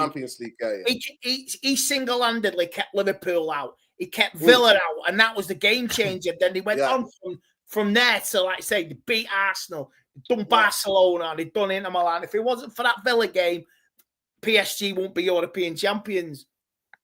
Yeah, facts. I wanted to go to Ben. Ben, do you rate him how much am I getting too giddy for once? Am I getting too gassed? Am I the problem here? Because I'm like, yo, smash the British transfer record. You know what I mean? Like, we smashed it for Rooney, Rio. I'm not saying Baleba is that good, he's that effect, but we did that. Manchester United have always smashed British transfer records. And I think, for me, when we spent money on somebody like Anthony and Maguire and, you know, some of those players, that I genuinely do think it's quite bad. So I'm like, yo, just get it done. And I 100% think the physicality of this kid, you know, Pete said that I'm stat padding, but the stats just back up what you see with your own eyes with certain players it doesn't. But it is what it is. You can look at all the stats in the world, yeah? The fucking stats that players do in certain games when you're playing in FA Cup quarterfinals, semi-finals, finals, European Cup finals, you can have all the fucking stats in the world, but if they don't equate to them games, it don't mean jack shit. And this guy hasn't done jack shit in them. Seriously, he hasn't. Seriously, get grounded, like. Yeah, a lot of players. Yeah, Pete. A lot of players who also didn't do jack shit in their clubs have also come to and done well. I understand. Listen, I'm not going to lie to you. First of all, I think the title is right. I don't think you should play with people's emotions because he's the midfield that we all rate and we all think. If all of us, anybody went up to us, I think, except for Pete maybe, we will all be like, get Baleba. Like, because he's got the fundamentals, whether it's 4-3-3, whether it's playing with a 2, and he's going to be the number 6. So, because we don't have a number 6, the only number 6 we have is Casemiro, and Casemiro's legs are gone. Like, we all know that. So, well, yeah. Are we gassing the player? Am I gassing the player up too much? Am I saying you are, Dino? Yeah. Seriously, I'm being serious. £90 million for a player that has potential, who's never been seriously, and I say this, seriously put under pressure. Seriously. So is that what you're saying to me? You want to pay £90 million? We have Kobe Mainu, who's fucking been there, yeah, with Dangor, won the Youth Cup, yeah. Dangor won the League Cup and won the FA Cup, and we're talking about a player you think who's a generational talent who's won jack shit. Are we seriously talking about Dangor? That is the bottom line. Dangor is a good young player, but he's on loan. Right, Pete? I want to hear from Ben, so just 1 second. Go ahead, Ben. Am I overhyping it? Pete Vick said I'm overhyping it. Am I overhyping it? First things first. Andy, you should get yourself a wee Irish rugby jersey. Yeah, I did. Why? Oh, you did? Get the British Lions. Get the British Lions, man. Yeah. Come on. Big up. TikTok shop at tenner, but I'm gonna get an it was a cop out, but I'm gonna get an official one. I want a decent rugby shirt for the winter. So yeah, I love the rugby. I love the rugby a lot. But I did see the Ireland away shirt with from Castle. Yeah, and it had Oasis printed on it. There's a third party kit on TikTok. I'm gonna get that Island shirt with Oasis on it. So nice, I'll wear that in the studio. So F all the Man United who don't like Oasis. But for the record, I will never do the Poznan. So fucking leave me on that. You know what, guys? Forever the Stones. Just say this note. Big up to the guy who lost his life at the Oasis concert at Wembley. Rest in peace. Big up to him. What happened? Oh, man. You know about Dino? He just got gassed and fell out the fucking stadium. That's it, like. I'm big up to him. Anyway. Whatever we are, Man City, Man United, Liverpool, whatever. Fucking fans are fans, and that's it. Yeah, may he rest in eternal peace, man. When it comes to Baleba, I never thought in my years of watched Nuruddin say you know, if we sign Baleba, he's gonna put the shades on. I never thought I'd ever hear him say this in Mandem talk earlier, but he said it. And you know what, man? You know, this is a signing we all have to get behind, man. Dino's getting as I gas, said, man. He's as I getting said gas, man. before, as I said before, man, best signing post Fergie. This will It's be. like- Yeah, I The agree. fact that he's played in the French league. Obviously, I heard you say earlier, Andy, that it's a farmers league. It could be a farmers league, but in terms of physicality, it's the probably closest league to second. the It's the Premier. closest thing to the Premier League, Premier and the League, fact that he's played in the French league, it's huge for us because, you know. But I don't really. It doesn't really concern me about his physicality. I don't think there's anything that concerns me about him. He's just the perfect profile. Brighton players, we've seen Brighton players, what they can do, what they can produce, and he just slot right into us, man. And like I said, Lesso, pick up the Lesso, what he said earlier. It's just who's going to be playing beside him. The thing is with me, though, with Ruben Amorim, I don't really give a shit about him at this moment in time. The one thing that's so important is we're buying players for United, not for the coach, not for the manager, for United. Because Sure, if Amorim gets sacked, Xavi, fucking Zidane, any of these coaches come in, Areola, De Zerbi, they would love to work with Baleba. They would love to work with Mainu, all these players. Like, you know, instead of fucking Hoyland and all these like garbage fucking players, man, we've had in the past. And you know what? Like, Pete, you said we're gonna ruin their, the kid's career and all that sort of stuff.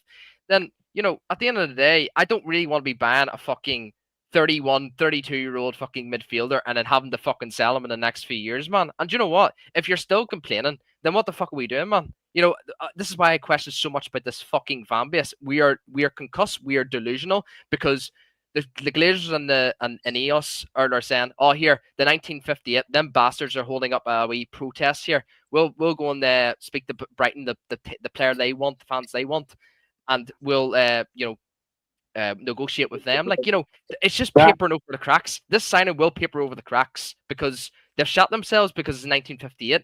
I still get on to 1958 because I still think it's a fucking disgrace that they only had 3 protests last year. There should be a fucking protest every week. Closing that fucking mega store, what you did last time, was fucking phenomenal. And that's my say. But Baleba, I'm so fucking gassed, man. But you know what? I'm not getting too giddy as you, Nerdin, because there's one You know more what, spot. Ben? Can I just say this? Wait, Pete. Wait. Sorry. There's one more spot that has to be filled in, Nerdin, and that's the keeper, man. We can't be going in with Binder, Heaton, and fucking Onana, man. Like, what are we doing, man? You know what, Ben? I don't. Ben, I disagree. Plot twist. If Onana gets me Baleba. I know. But He you know what? probably did. I know, but big up the one anyways. But Jarvis mentioned earlier he thinks this will be like him and Sesko will be our last signing. I don't agree because, you know, there's a kid out there in Lemons. He's only 17 million to 21 million, and we've still got Garnacho to sell. We've still got Anthony to sell, Sancho, Terra Malacia. We've got Rashford's wages gone. We've got all these fucking players. Like, literally, we have to fucking sell. And I said before June, I couldn't give a shit about fucking incomings. I want outgoings. I said it in May. I said I want to focus on outgoings, and we're not doing anything. So what's this? Like, people are gassing fucking Wilcox again, man, and it's fucking killing me, man. Like, Wilcox I you know what my opinion on him, but he needs to fucking, you know, get these outgoings and just, because Amorim's showing that he doesn't want these fucking players. He's actually telling Garnacho and Sancho, train with the fucking under-21s, you fucking losers, and just find a club. Like, he's literally told them, but they're not doing anything. Have you ever considered the players don't want fucking Amorim? Yeah, that could be true. Yeah. Ben. Anyway, Ben, I'll just segue in this. I agree with what you're saying there, yeah. Now, when you're going on about the young lad from Brighton, yeah, look at fucking Luka Modric, yeah, at Real Madrid. 40 years old, a baller, a fucking baller, yeah, baller, yeah. Look at Casemiro now at Man United.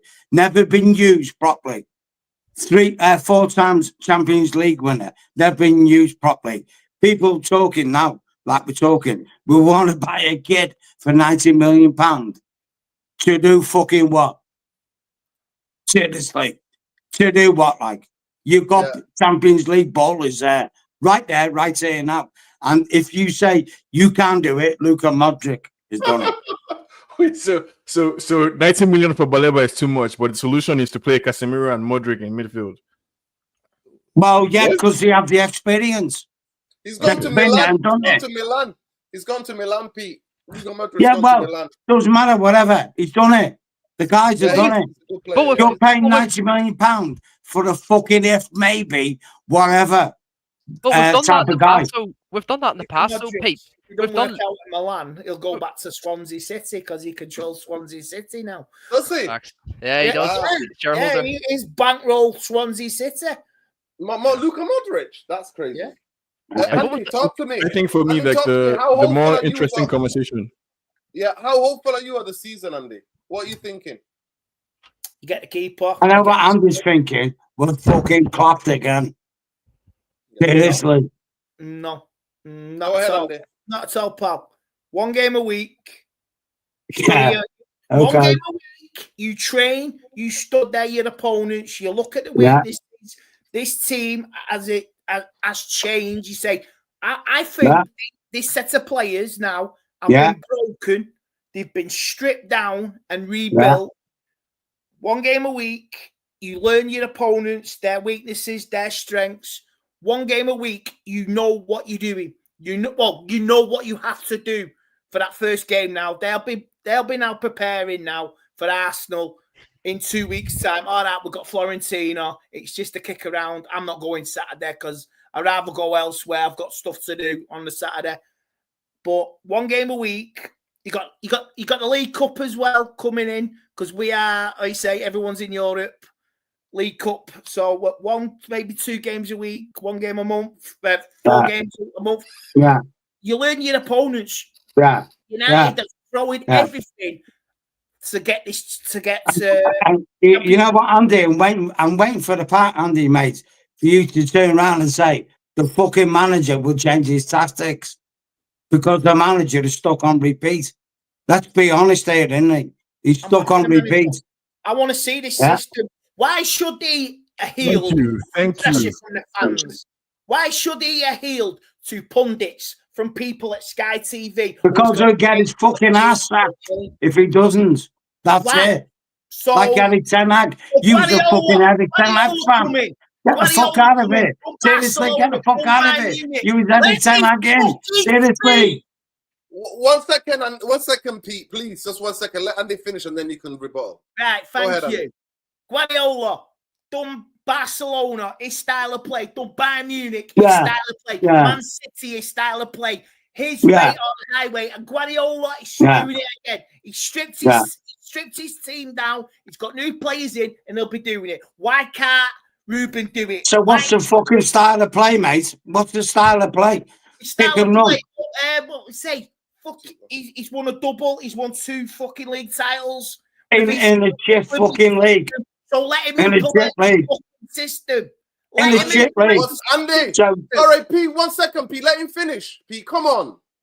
Go ahead, Let him implement this system and see where we are. Give him a year. And if you're right, Pete, give me a year. I'll take the hat off to you. Give him the season. Give him the players. And if we're in the same position where we are, I'll eat humble fucking pie. But for the start of the season, getting the players in, be positive, 1 game a week, and see where we are come fucking Christmas. And if you are fucking right, I'll fucking scream it from the top of the fucking highest building in Manchester. I know where you'll be at Christmas, squawking like a fucking kid, because we need another manager. Because this fucking geezer's wank. Listen, just say it. He's fucking wank. He hasn't got a Scooby-Doo. What he's doing. Seriously, mate. Scooby-Doo, mate. Pete, listen to me. We fucking party scatter. Pete, what are we talking about? We understand your strong feelings, but please let people finish, then you can come back. But go ahead, Sean. Let Sean finish, then you can come back. Go ahead. What are you saying, Sean? And then we go to Jarvis. Sean there? John? Sean has come back. Jarvis. No, yeah, I'm here. Okay. Let's not. What do you think this season? Let's not just get the signings. Let's say we get the goalkeeper, we get Sesko, we get Baleba, what are your hopes for the season? Because I said we needed at least, I said 7 from what I was watching last season. I said we need 7 to go in that first team that can fit into the system that Amorim wants to play. I genuinely do think I am giving him like the grace, like Andy said, because I think, you know what? Let's begin the season. I have to see you in my own eyes and the evidence, and then judge it game by game accordingly. But I know that he changed a couple of the things that we've done, the way we play out, this kind of triangle thing that we're doing. I think if you go and check out Tactical Devils Breakdown, Jarvis broke it down perfectly. And what we saw in the game, you see that we try to play out in a different ways. Some aspects of it is risky, but I think if we were to get Baleba, I think his physical output would incredibly lift the ceiling of the team just because of this physicality and the way he plays. I think a goalkeeper who doesn't parry out into danger will also give us the next level. I actually think that we need a centre half as well.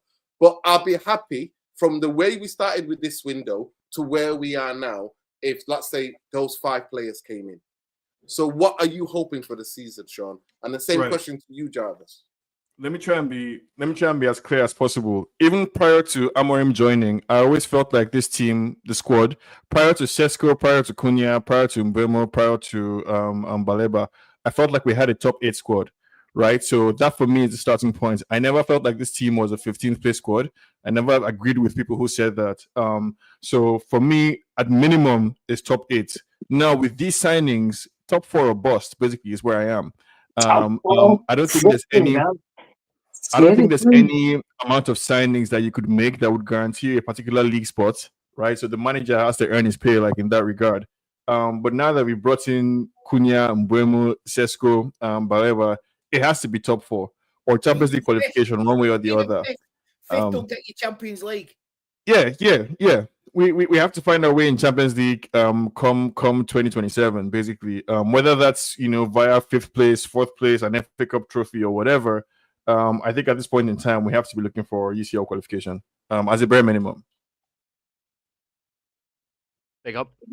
We wouldn't get top 4, Sean, if we paid £100 million fucking pound to get in there. No, mate. Forget that shit. We're not going to get that, like.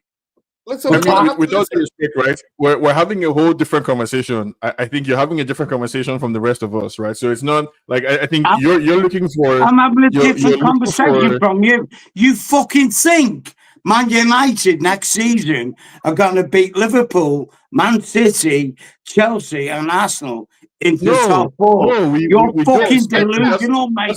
Seriously, we're not going to fucking get there. So what we need to get to the top 4, we don't even if we don't beat Liverpool, City, Arsenal. As far as we win the games we're supposed to win against the likes of Everton, Bournemouth, West Ham, Crystal Palace, collect all those points. You should find yourself comfortably in the top 4. And I think that's where we are. The question of Liverpool and Arsenal. That's not them teams you just mentioned. That's not a function of signings. To get to where Liverpool, Arsenal, are, it's not about signing. It's about team cohesion, right? The team needs to gel. The players need to blend. The manager needs to get his tactics, drill them into the players. And we need like a couple of seasons of practice, reaching for the stars, falling short at the moon, basically, to get to where we need to go. But for these signings, it's top 4. I'm not saying, Pete, just to be clear, nobody here is predicting the future, right? We're talking about our expectations based on the signings, based on what we see in the league. We're not predicting. Nobody's trying to. Based on the shit you've seen last season. Based on the shit you've seen last season. 18 fucking league games defeated. Based on that. Go from there. I hope that we have a different Where do you think we're going to go from there? Yeah, I signed 2 players. We signed 2 players. Well, I was saying if we sign 5, in the possibility, my question, Pete, was that I'll come to you, Afi, before I go to Jarvis. In my possibility is if we get the goalkeeper, if we get Baleba, we've got Cunha and Mbeumo and Sesko, even though I think we should sign a striker from the Premier League, me personally, I'm okay, let's sign Sesko. Some of the fan base rate him. I have no problem with that.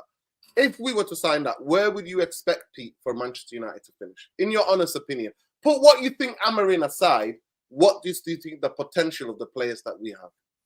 The potential of the players, Dino. Right, listen, yeah. Like, this is my honest opinion, guys. If we had a different manager that played a different tactic, yeah, we could be a lot better than what we are. Seriously, because we have seriously good players. We do. We do have seriously good players. This manager is so rigid in his formation and the way he wants us to play. It's punishing the players. Running up and down. It's like fucking Betty Hill. Nah, nah, nah, nah, nah. You can't do this to these players. You're running them into the ground. Yeah? You got a manager in that can, at least when you're in the shit, go back to a 4-4-2. At least when you're in the shit. That's the default mode in football. When you're in the crap, 4-4-2. Go there, quick. Fall back, lads. These players can't do it because they're not coached to do it. They're just simply not coached to do it. I don't think these players know what they coached to do. The Ajax way. They couldn't play the fucking Ten Hag way, could they? That set of players couldn't fucking do anything the last 2 seasons. Yeah, that's it, yeah. They were broken. And now they've been broken down and re-fucking built. So give the manager a fucking chance. And if you're right in a year, you're right, fair enough. But give him a fucking chance. In what way, Andy? In what way? 18 league defeats. In what way? In what way? In what way? You know what his chance was? You know what Amorim's chance was? You know what Amorim's chance was? The fucking European Europa League final to win the fucking game. And what did he do? He totally fucked up. So what fucking chance do you want to give him? Seriously, what fucking chance?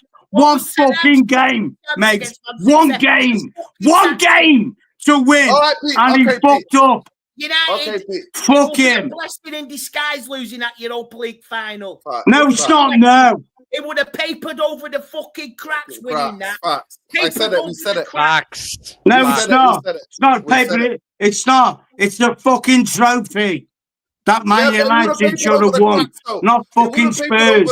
Spurs fucking dusted us. Spurs dusted us 4 fucking times last season before that game. Pete, seriously. We know how you feel. Pete, we know how you feel. I want to hear from Jarvis now, so just mute yourself. Go ahead, Jarvis. My last question again. We signed the goalkeeper. We signed Baleba. We got the 5 players who can go straight to the starting lineup. What do you think of the season? Noradin, I think you have had 3 super chats. Maybe let me just address them first, and then we can. Big up Mupsy. Hopefully, if I get a ticket on Saturday, I'll be chasing. We're Man U fans. Yeah, let me just say, we need a midfielder. Glad we're looking for one, but we always wait till August to panic. By other big clubs, get the job done before July. Free Palestine, facts. Because it's just sometimes the way that the Glazers, the way the New York Stock Exchange, because we're not run like a normal football club, but I agree what you're saying. Let me get the other super chats. Big up Mick. Mick says, I'm with you, Pete. 90 million on a prospect. Number 6 is insane. But hey, that's what usually, look, Rice went for 100 million. Cafedo went for 100 million. That's what those players are costing now. That's the price. And I don't like it, but that's the price. Big up Andy. Little Yo-Yo said this. Andy, hear me out. Baleba, goalkeeper, title charge. Go on, Andy. Go on, Andy. Do you agree with him, Little Yo-Yo? Title charge. Well, let's just say we would raise a few eyebrows if we were a contender. Yeah, big up. We would. All right, you know what I want to do this season? I want to make teams look over the shoulder. Yeah. That's what we want to do. That's what we want to do. The teams that are in and around us, Villa, Newcastle, Birmingham, Bournemouth, them European places are taken. Leeds. Yeah. Listen, big up, 100%. Right. Peter Moot, I want to hear from Jarvis. Jarvis, break it down for us. Do you think if these players, if we were to get in the dream that is the hope. Yeah. Because as football fans, it's the hope that kills you, innit? But where do you think realistically Manchester United can finish? Well, I said before the last couple of days, you know, I was a little bit skeptic. I think I think the transfers came in too late. We only have had Cunha for the preseason. I think that affects our performance. We are in for a hell of a start. We have 3 difficult games out of the first 5, so it could go tits up. We don't know, but I feel that we are building something. We are building some momentum. I think it was a step back after the Everton game. I think we still struggle with the same things that we did last season. I think Amorim needs to figure this out. But you know, as long as we have a beacon up top, 6'5", Sesko, I think we have an out all the time that will hold up the ball, so we wouldn't be put under siege. I think also our 2 number 10s is excellent at holding up the ball, and it will always give us an out when he set up the diagonals, the diamonds from on each side to build up. There will always be someone who will be there. So our team has improved since last season, without a doubt. Last season we came in, was it 15th or 14th? I can't quite remember, but it was terrible. Next season, I think we should, without a doubt, come in top 10. Fuck me. Seriously, tell me that fucking shit you're on. Seriously, I need it. I need that shit, you know. Jarvis. I'm being serious, lads. Yeah, mute, please. Come on, let him finish. Go ahead, Jarvis. Top 10 should be within reach. I hear people say Champions League, top 5.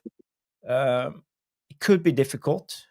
We have the AFCON. I think that will affect us at least 3 to 5 games. And I think if we still have Onana, he will cost us, I'd say 10, 12 points during the season. I gave a prediction. I said 55 points, but now with the recent signings, let's say we get up to 60 to 65 points, and I think it will take us to a 6th or 7th place. I think that's a realistic take on the current state, because I still think we have 65 points got you Champions League last season. It could, yeah. I don't know. Look at Newcastle, 65, 66 points. Yeah, you make a good case. Let's say closer to 60 then. Let's say closer to 60, just short of 5th. I think we can be there. I want to be realistic when it comes to this. As I said, we still have Dalot, we have Onana, we have Maguire, we have Luke Shaw's injury prone. Same with Mason Mount. We have a striker issue still. If Sesko gets injured, we are back to Højlund, or he's linked to AC Milan now. So maybe we'll be stuck with Obi, or some of the 10s will have to play in as a striker. You know, it's a long season. It's 38 games. Anything can happen. So I think we gotta look at it from both sides. But look, on the positive side, we only have 1 game a week. I think Amorim will have time to drill this squad. I think we will see the Amorim football coming into the vision of Amorim. But I think maybe we'll lose a little bit more points than we expect. Quick question, Jarvis. Yeah. Quick question. Do you think signing Baleba and maybe a good goalkeeper puts more pressure on Amorim? Yeah, 100%. You look what happened to Ole when we signed Varane, Ronaldo, Sancho. Everybody expected Glory Days to be back from day one, but you know we couldn't keep up, and the expectations took the better of the players. And we can actually see this again. We know Man United is a shit show and a circus when it comes to stuff like that. So I just wanted to pour some ice water into our veins. You know, good signings, we can dream, but yeah, we could come top 5, top 4, even top 3. We can even compete for the league in January. If everything goes right and the stars align, and you know you have meatballs and macaroni for dinner, everything goes top. You don't get injuries. You don't get injuries, suspensions. You have a good run in the league. Yeah. Come Christmas, momentum. You're 3-4 points off Europe. Your possibility of a League Cup semi-final in January. I know Noureddin's not a fan of the League Cup, but you wouldn't say no to a League Cup final, would you, mate? Well, and if you win that, the Premier League, and you're still in it, you still got a chance of getting Europe. You win at Wembley, then your mind starts to effing wonder, doesn't it? Where do you go? What do you do? What do you achieve? So who knows? I just want to say one thing that's holding us back. Moment, innit? Yeah. And Go I ahead, just want to say Jarvis. one thing and to finish with one thing is holding us back. We know by experience when we tend to do well, you know, everything tends to take off, you know, and everybody gets giddy.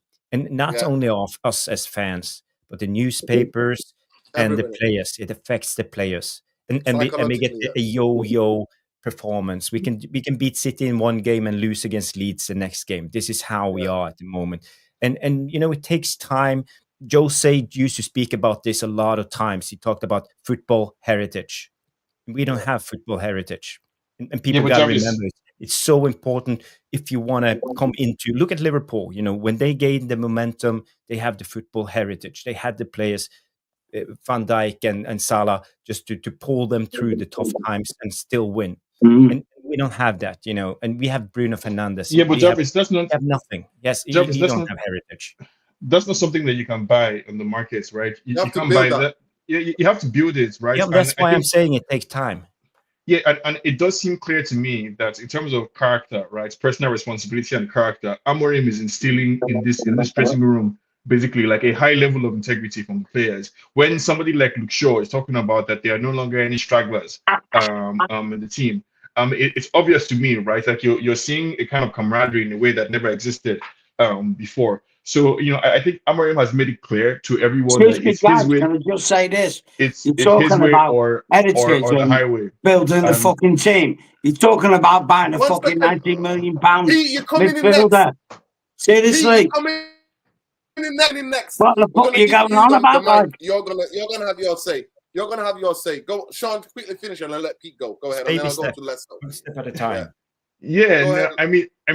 I think I wish there was something in what Pete was saying for me to respond to, but it doesn't make any sense, right? He's not making sense on so many levels. So on one hand, Baleba isn't good enough for 90 million. On the other hand, you shouldn't sign a player unless they've won a trophy before. On the third hand, we should be playing Kobe Mino and Dan Gore instead, right? Like nothing you're saying makes any sense across the board. So like it's for the people I think who are on planet Earth. I can point to the fact that you know there are many signings in the Premier League like Baleba who have gone on to succeed, right? And we United fans have complained about the fact that we've missed out on similar signings in the past. We missed out on Caicedo, we missed out on Haaland, and this is an opportunity for us to sign a quality player. I don't care if it's 90 million, I don't care if it's 100 million. If Ineos mean business, they should go and get Baleba for Amorim. If you're Amorim out, don't worry, you're going to be proven right pretty soon, right? Within the first 10 games, you're likely to get your desire. If you hate Amorim and you want to see him strong up on the tree, don't worry, your wish is going to come true very soon, right? Because the first 10 games are very tough, and we're either going to be in a good position or in hell. So everybody just calm down, right? I think there's absolutely no reason why we shouldn't be positive going into this season. And I think for me, the far more interesting conversation is who do we pair Baleba with in midfield for what kind of game? So if we're playing against Everton at home or against Southampton at home, what kind of midfield do you want to see? If we're away at Liverpool, what kind of midfield? I think that's a far more interesting conversation to me than talking about whether or not we should spend 90 million on Baleba in today's football markets where Madueke is 50 million. We're complaining about 90 million for Baleba. Give me a break. Okay. Big up, Pete. The floor's yours, and then we'll go to Leicester. Go ahead, Pete. Okay, Where do you think we'll finish? Where do you think we'll finish? You know what, guys? Pick up the panel. Dino, Jarvis, Ben, Katie, Leicester, and Sean. Pick up. We're all fucking Reds. What we want is fucking this. Yeah. To be fucking number one. That's it. That's all we want. To be number one. Are we going to be number one? No, we're fucking not. Because our club is in disarray. We're in the fucking shit, boys. Seriously. We're in the shit. Are we going to get out of shit? Empty Old Trafford. Pains me to see that. Pains me to say it. We need to fucking empty Old Trafford. Make these bastards, the American bastards, what they've done to us, pay for what they've done to us. When the new owners come in, and there will be new owners, this won't go on forever. So fucking buckle up, boys, and ride it out. but that we will see the end of these American cunts. Yeah, where we got to finish next season in the fucking doldrums, Dino. We're going to be in the doldrums because this manager who we have, yeah, he don't get the Premiership. He just don't get it. You Okay. could buy the best fucking players in the world, and this fucking manager will still epically fuck up this team. That's it. Okay. That's it. Nice one. But we've got to finish optimistically 12th. Okay. Oh, optimistically 12. Okay, big up. We get that. We'll check in it after the 10 games. So where United finishing? If we, let's say, we get a goalkeeper, we sign Baleba. Do you think there's more pressure on Amarin to succeed? No, of course, there's always going to be pressure. It's his second season, and he did say that the good times are coming. No one wants to hear about the pain and any of those things that we encountered from last season. That horror show of finishing 15th. It's something that's I'm just not gonna forgive ever. Honestly, I thought it would never happen in my lifetime, but it did.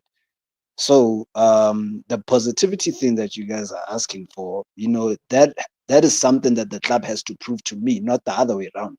You earn my positivity, you earn my respect as a fan, and it'll be up to the performances. But based on what I've seen so far, I haven't really seen a significant trajectory where I can say, I'll be proud of the team where they'll finish next season.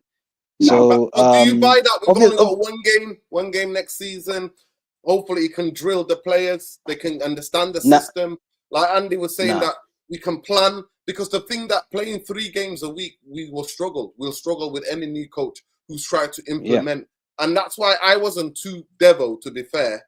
And I knew that Tottenham would beat us because the way that we've been playing all season, we couldn't turn it on and turn it off because we came up against a Premier League team and we lost.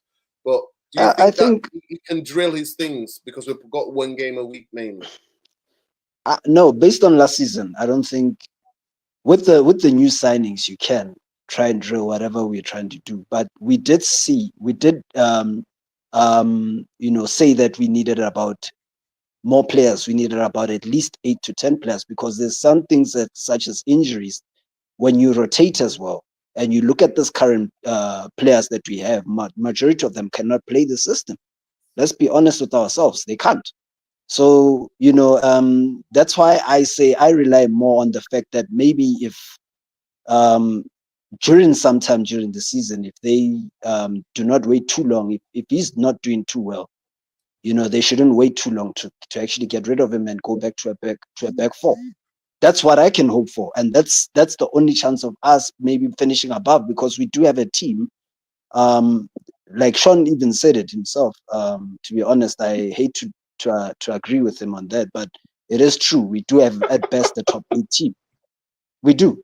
So I can't lie about that. That's a fact. We do. So the system in itself has diminished some of the current players that we already have. And and that's what somewhat is a stumbling block for us to in actually me believing that we'll finish top 4 or something. So I think it's dependent on a lot of factors, how we do in the first 10 games. And if it's not a shit show, we may still have a chance, personally, just based on the quality of players that we managed to bring in. So I'd say if things go well, it should be top 6 or above. It shouldn't be anything less. Yeah. Andy, where do you think we're finishing? If things that you said is true, you said 1 game a week, even though we're in the League Cup, maybe, but he can plan for things, you know what I mean? Because last season when he came in, we were just recovering. We didn't have time to plan. It was just recovering and then the next game, recovering and the next game. So if hopefully the recovery's right, we get lucky with injuries. What are you hoping for this season? I'm hoping possible, not top 4, but 5th to 8th. We finished 5th to 8th with Ten Hag's team and we won the FA Cup. Now, if you tell me we'll do that come the end of the season, I'm playing some football, getting some results, pissing a few people off, silencing the haters, I'll be happy with that. 5th to 8th, maybe a trophy. But giving people food for thought, Because if we're playing some football and it's going right, then maybe the following season we're going to be definitely a force to be reckoned with. But I do think Ineos have gone full tilt. They're going for Champions League football. They want Champions League football. Whether you get it is entirely what happens in the next 10 months. Yeah, because the 100 million guaranteed now, innit? Any team. 100 million guaranteed. Forget about what you get from sponsors and stuff like you that. You don't have to win the Champions League. You just got to be in it for 8 games. And if you get into the top 10, you've made your money back. Yeah. Go ahead, Ben. Where are we finishing? I mean, the end of last season, I'm still not really, happy. Obviously that Amram's here, but you know what? I'll still back him. At the end of the day, man, it was a difficult season last season for me because obviously a lot of my family are Leeds fans. My dad's a Leeds fan. He keeps telling me, you bastard. I know you bastards used to say Leeds are falling apart again. Yous are falling apart, and I said I wanted to be relegated last season to fucking wake the whole United fan base up with these fucking owners. But you know what, man? I gotta get on board with Amarim. Let's see what he can do. I'm with you, Pete. Not Pete. Andy. Give him another chance. I like give Ten Hag another chance. I was a bit like Jarvis. I was one of the last people to beat Ten Hag out. And yeah, man, let's just crack on with the season. I think if we get the keeper in and Baleba and Sesko, I agree with Andy. I think 6th. I'd probably go 6th to 8th. I don't think we'll get 5th. I don't think, but 6th to 8th with good football. The problem is the issues I only have with Amarim with this system. What I've seen in pre-season is just 3 things. When we're playing out from the back, I don't want to see any more long balls. A lot. You can mix it up, but play out for the midfield. Play out from the wing backs, and then the other one is when we're pressing up high. When the other team has the ball, the 3 centre backs need to be coordinating and be super aggressive when the midfield is open. They're the only 2 things that I need to see from Amram this season is the aggression from the defenders, and also when we're playing out from the back, not too many long balls, mixing it up, play for the midfield, play for the wing backs, and that's it, man. We just move from there, man. I'm behind the team, behind everyone, and but like I said, I agree with Pete. We can't, if Amram doesn't succeed, which everyone hopes he does succeed, but if he doesn't succeed, we seriously can't, guys. We can't be concussed, man. I always keep saying this fan base is fucking concussed because we don't think about the bigger picture. There still needs to be fucking protests every fucking week, man. I can't believe I'm stressed that so much, man. But if Man City were in our situation, this is why Big Steve from big up the Big Steve anyways, he said if they spend more energy on focusing on these protests and getting the fucking vultures out, we will actually get somewhere as a club. I'd rather get the vultures out than sign Baleba. I'll be honest with you. I'd rather get the vultures out. But yeah, if you gave me that, I would get it out of signing my dream signings or whatever. I'll get them out. And the fact that our rival fan beside us is saying that to us, then what does that make us? They got rid of their owners. They got rid of their owners before the I don't know. I think they're Saudis or something. They got rid of theirs. So why can we not get rid of ours? It's simple. It's so simple to do. They lost a lot of money in that last protest because the megastore was closed. They lost a lot of money because they make a lot of money in that fucking megastore. So we need to start doing it every home game. It needs to fucking happen, man. So I'm in mix, but let's back Amarim. I'm with everyone. Well, I'm maybe not Pete with in terms of backing Amarim. And let's go, man. Let's fucking go. Come on, United. Yeah, big up.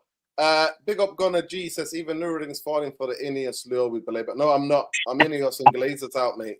I've always been Ineos Glazer, regardless how many players they sign. What players? I just personally rate Baleba. And I know as a Gunner, you would love to have Baleba in your team. So that's the difference. I know Liverpool would love him. I know Chelsea would love him. I know Arsenal would love him. Any team in the top 4 or even the top teams in Europe around the world would love Baleba because the type of player he is. So I'm not falling. I'm always Ineos and Glazer out to the grave. Jarvis, you give us a last word before we all wrap it up. Give us a last word. Yeah, big up to the chat, big up to Pete, Andy, and all the rest of you legends. It's been a hell of a stream. It's been quite enjoyable listening to you guys. Also, yesterday was a great stream. So, guys, if you haven't, it's time to smash the like. And if this is your first time on United Real Therapy, please subscribe to the channel. I think, how many are we on now? Are you on now, Noradin? Yeah, so 413.459. Yeah. So we're basically 41 away from 13.5k for a channel that's shadow banned because we don't want to see a genocide, because we don't want your kids being blown up. We don't give a shit. 100%. And then, to be fair, it's real and raw. So anybody wants to come here, like I said, Pete tonight, the best entertainment for tonight. It goes to Pete. Pete's give it a lot. You know what I mean? But that's what it is. It's for passionate fans, the channel. Hey, can I just say this? Dino, Jarvis, Andy says, Ben, you're all fucking entertainment. You know why you are? You're fucking Man United. There you go. We're fucking brothers, boys. That's what we are. We're fucking brothers. Never, ever forget that.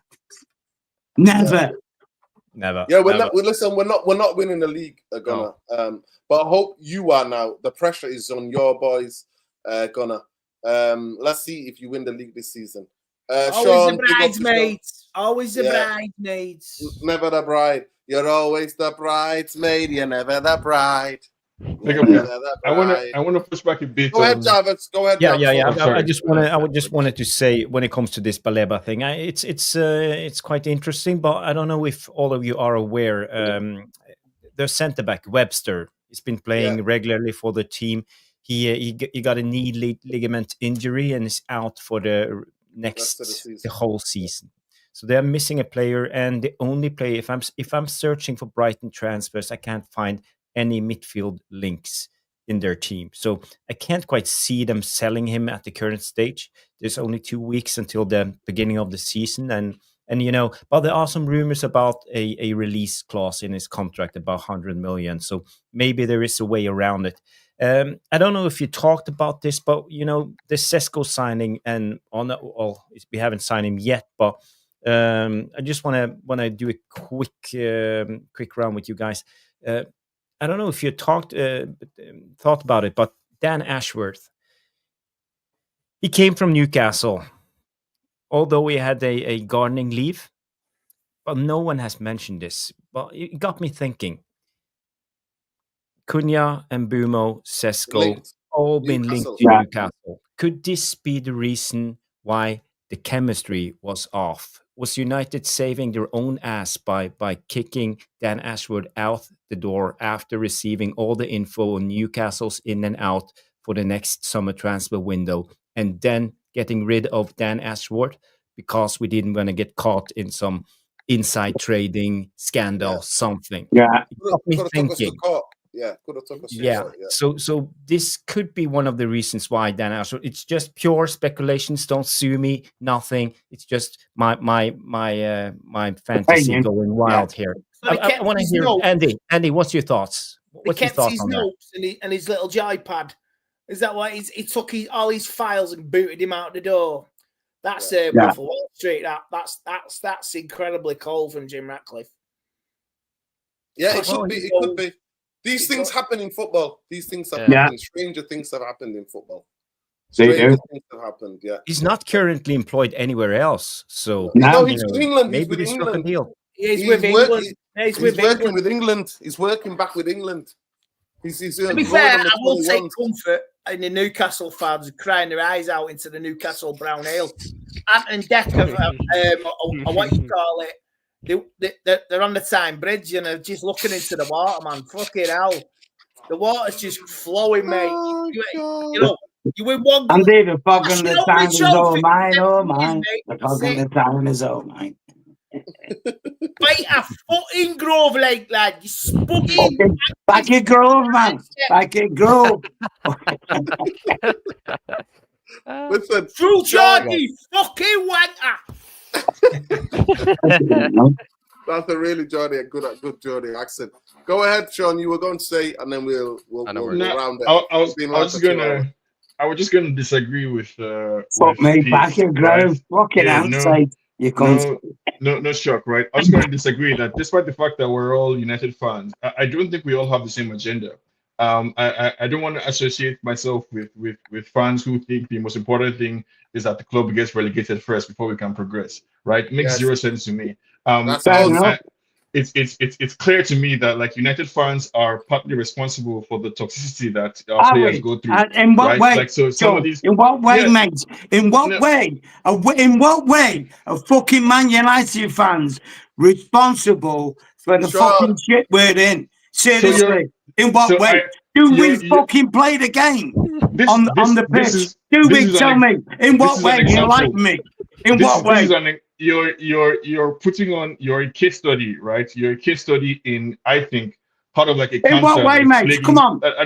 Excuse me, do you play football for Man United? Do you play football for Man United? Does Dino, does Jarvis, does Andy Tate, does fucking Ben, does Leto play football for fucking Man United? We're just fans. So fucking enlighten me why we're the fucking problems. Right. So I'm not interested in enlightening you. I don't think you can understand what I'm saying, right? Even I do fucking understand. I don't think you fucking understand, brother.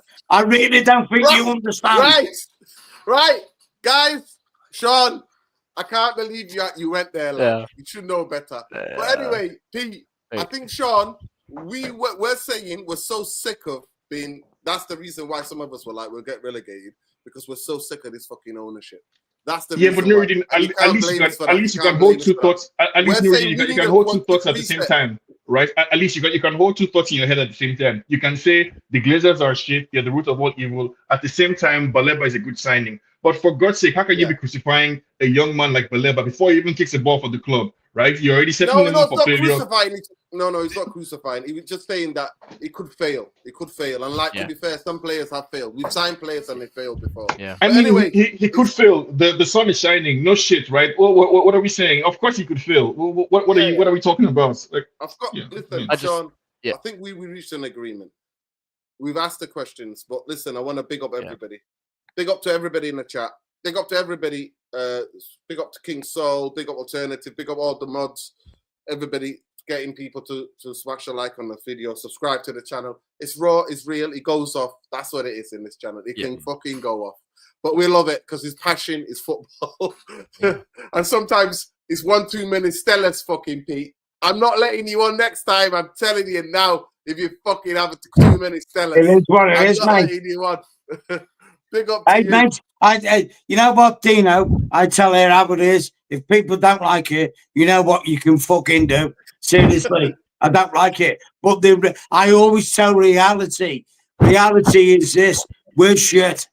Nah, you're lost 18 fucking games. Lost 18 games last season. Yeah, if you don't think we're shit, then you have a mental fucking problem. I just like to say Go ahead, Ben. One more thing. First things first, pleasure meeting you, Andy.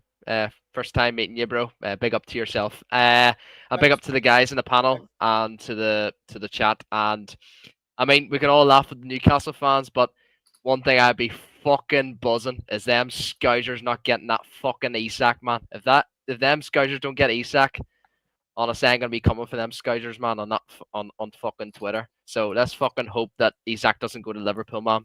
So big up to everyone. Let's fuck up the tune, like, you know. Let's fucking make them play, like. Fucking love it. I will fucking love it, like, man. Fuck. They're still gonna win the league. Big up. You know what, Ben? Liverpool are still gonna win the league without Isak. End of. Let's go. They've got more chance of winning. Go ahead, Andy. Last word from you. Yeah, thanks for having me on tonight. It's been interesting and enjoyable. And a big up to all the Reds and the mods in the chat, and big up to Noradin and Jarvis and all the gang on the stream. Thank you for having me on. Always a pleasure. So glad. We're so glad you're back on football, Andy. We're so glad to hear you. Yeah. You can't take a break in it. You can't disown the shit house. The shit houses that were United after Tottenham. You give them 7 weeks, 8 weeks off, and you come back. We'll always be here. Then players are just passing through. Yeah. Make sure you get that new Irish jersey. Yeah. I'll be getting another Ireland jersey. Don't you worry. Good man. Good man. Bohemian FC. Apparently, that's what the shirt's called. The Oasis one. Yeah, but You see this, boys? The Irish white one. The away White You shirt. see this? And This is us. It's on Right there. third-party TikTok shop. Yeah. They do it for all the international teams. You can have an Irish away 1980s design with the badge. It's called Oasis. So that's what I'm getting. So yeah, what's the starry morning glory? There you go. Big up the Irish. Always big up the Irish. Meanwhile, you could excuse me. Meanwhile, you could buy the British Line shirt. Who just clap the shit out the Aussies. By the English players, by the way. I'm just saying. Please forget that. We're not interested. Good night, mate. You fucking wanker. Listen, you're outnumbered. Yes. You're outnumbered. Fuck off. You're outnumbered, mate. You're outnumbered. Fucking wankers. Listen, let me just say Don't this. give a 4x for anything else. Shit. You're fucking shit. British Lines. English. Right. There you go. All right. You're outnumbered. I'm getting outnumbered. Big up. I just want to say, people, please go and check out Jarvis Cocker, Tactical Devils, one of the best channels, tactical breakdowns of games before, previews and games. So make sure you go and check it out there. It's Jarvis Cocker and Stewie. Stewie, hopefully, will be back. Peter, make sure you check him out. Stella with a fella on Insta. Alien Tenno on YouTube. Make sure you check out Lesso. Make sure you check him out at Black Rain on X. Make sure you check out Jarvis on Bowley77 on X. Andy, find him on Andy. Not the other dickhead Andy Tate, but the real Andy Tate. The only one Andy Tate. Make sure you can check him out.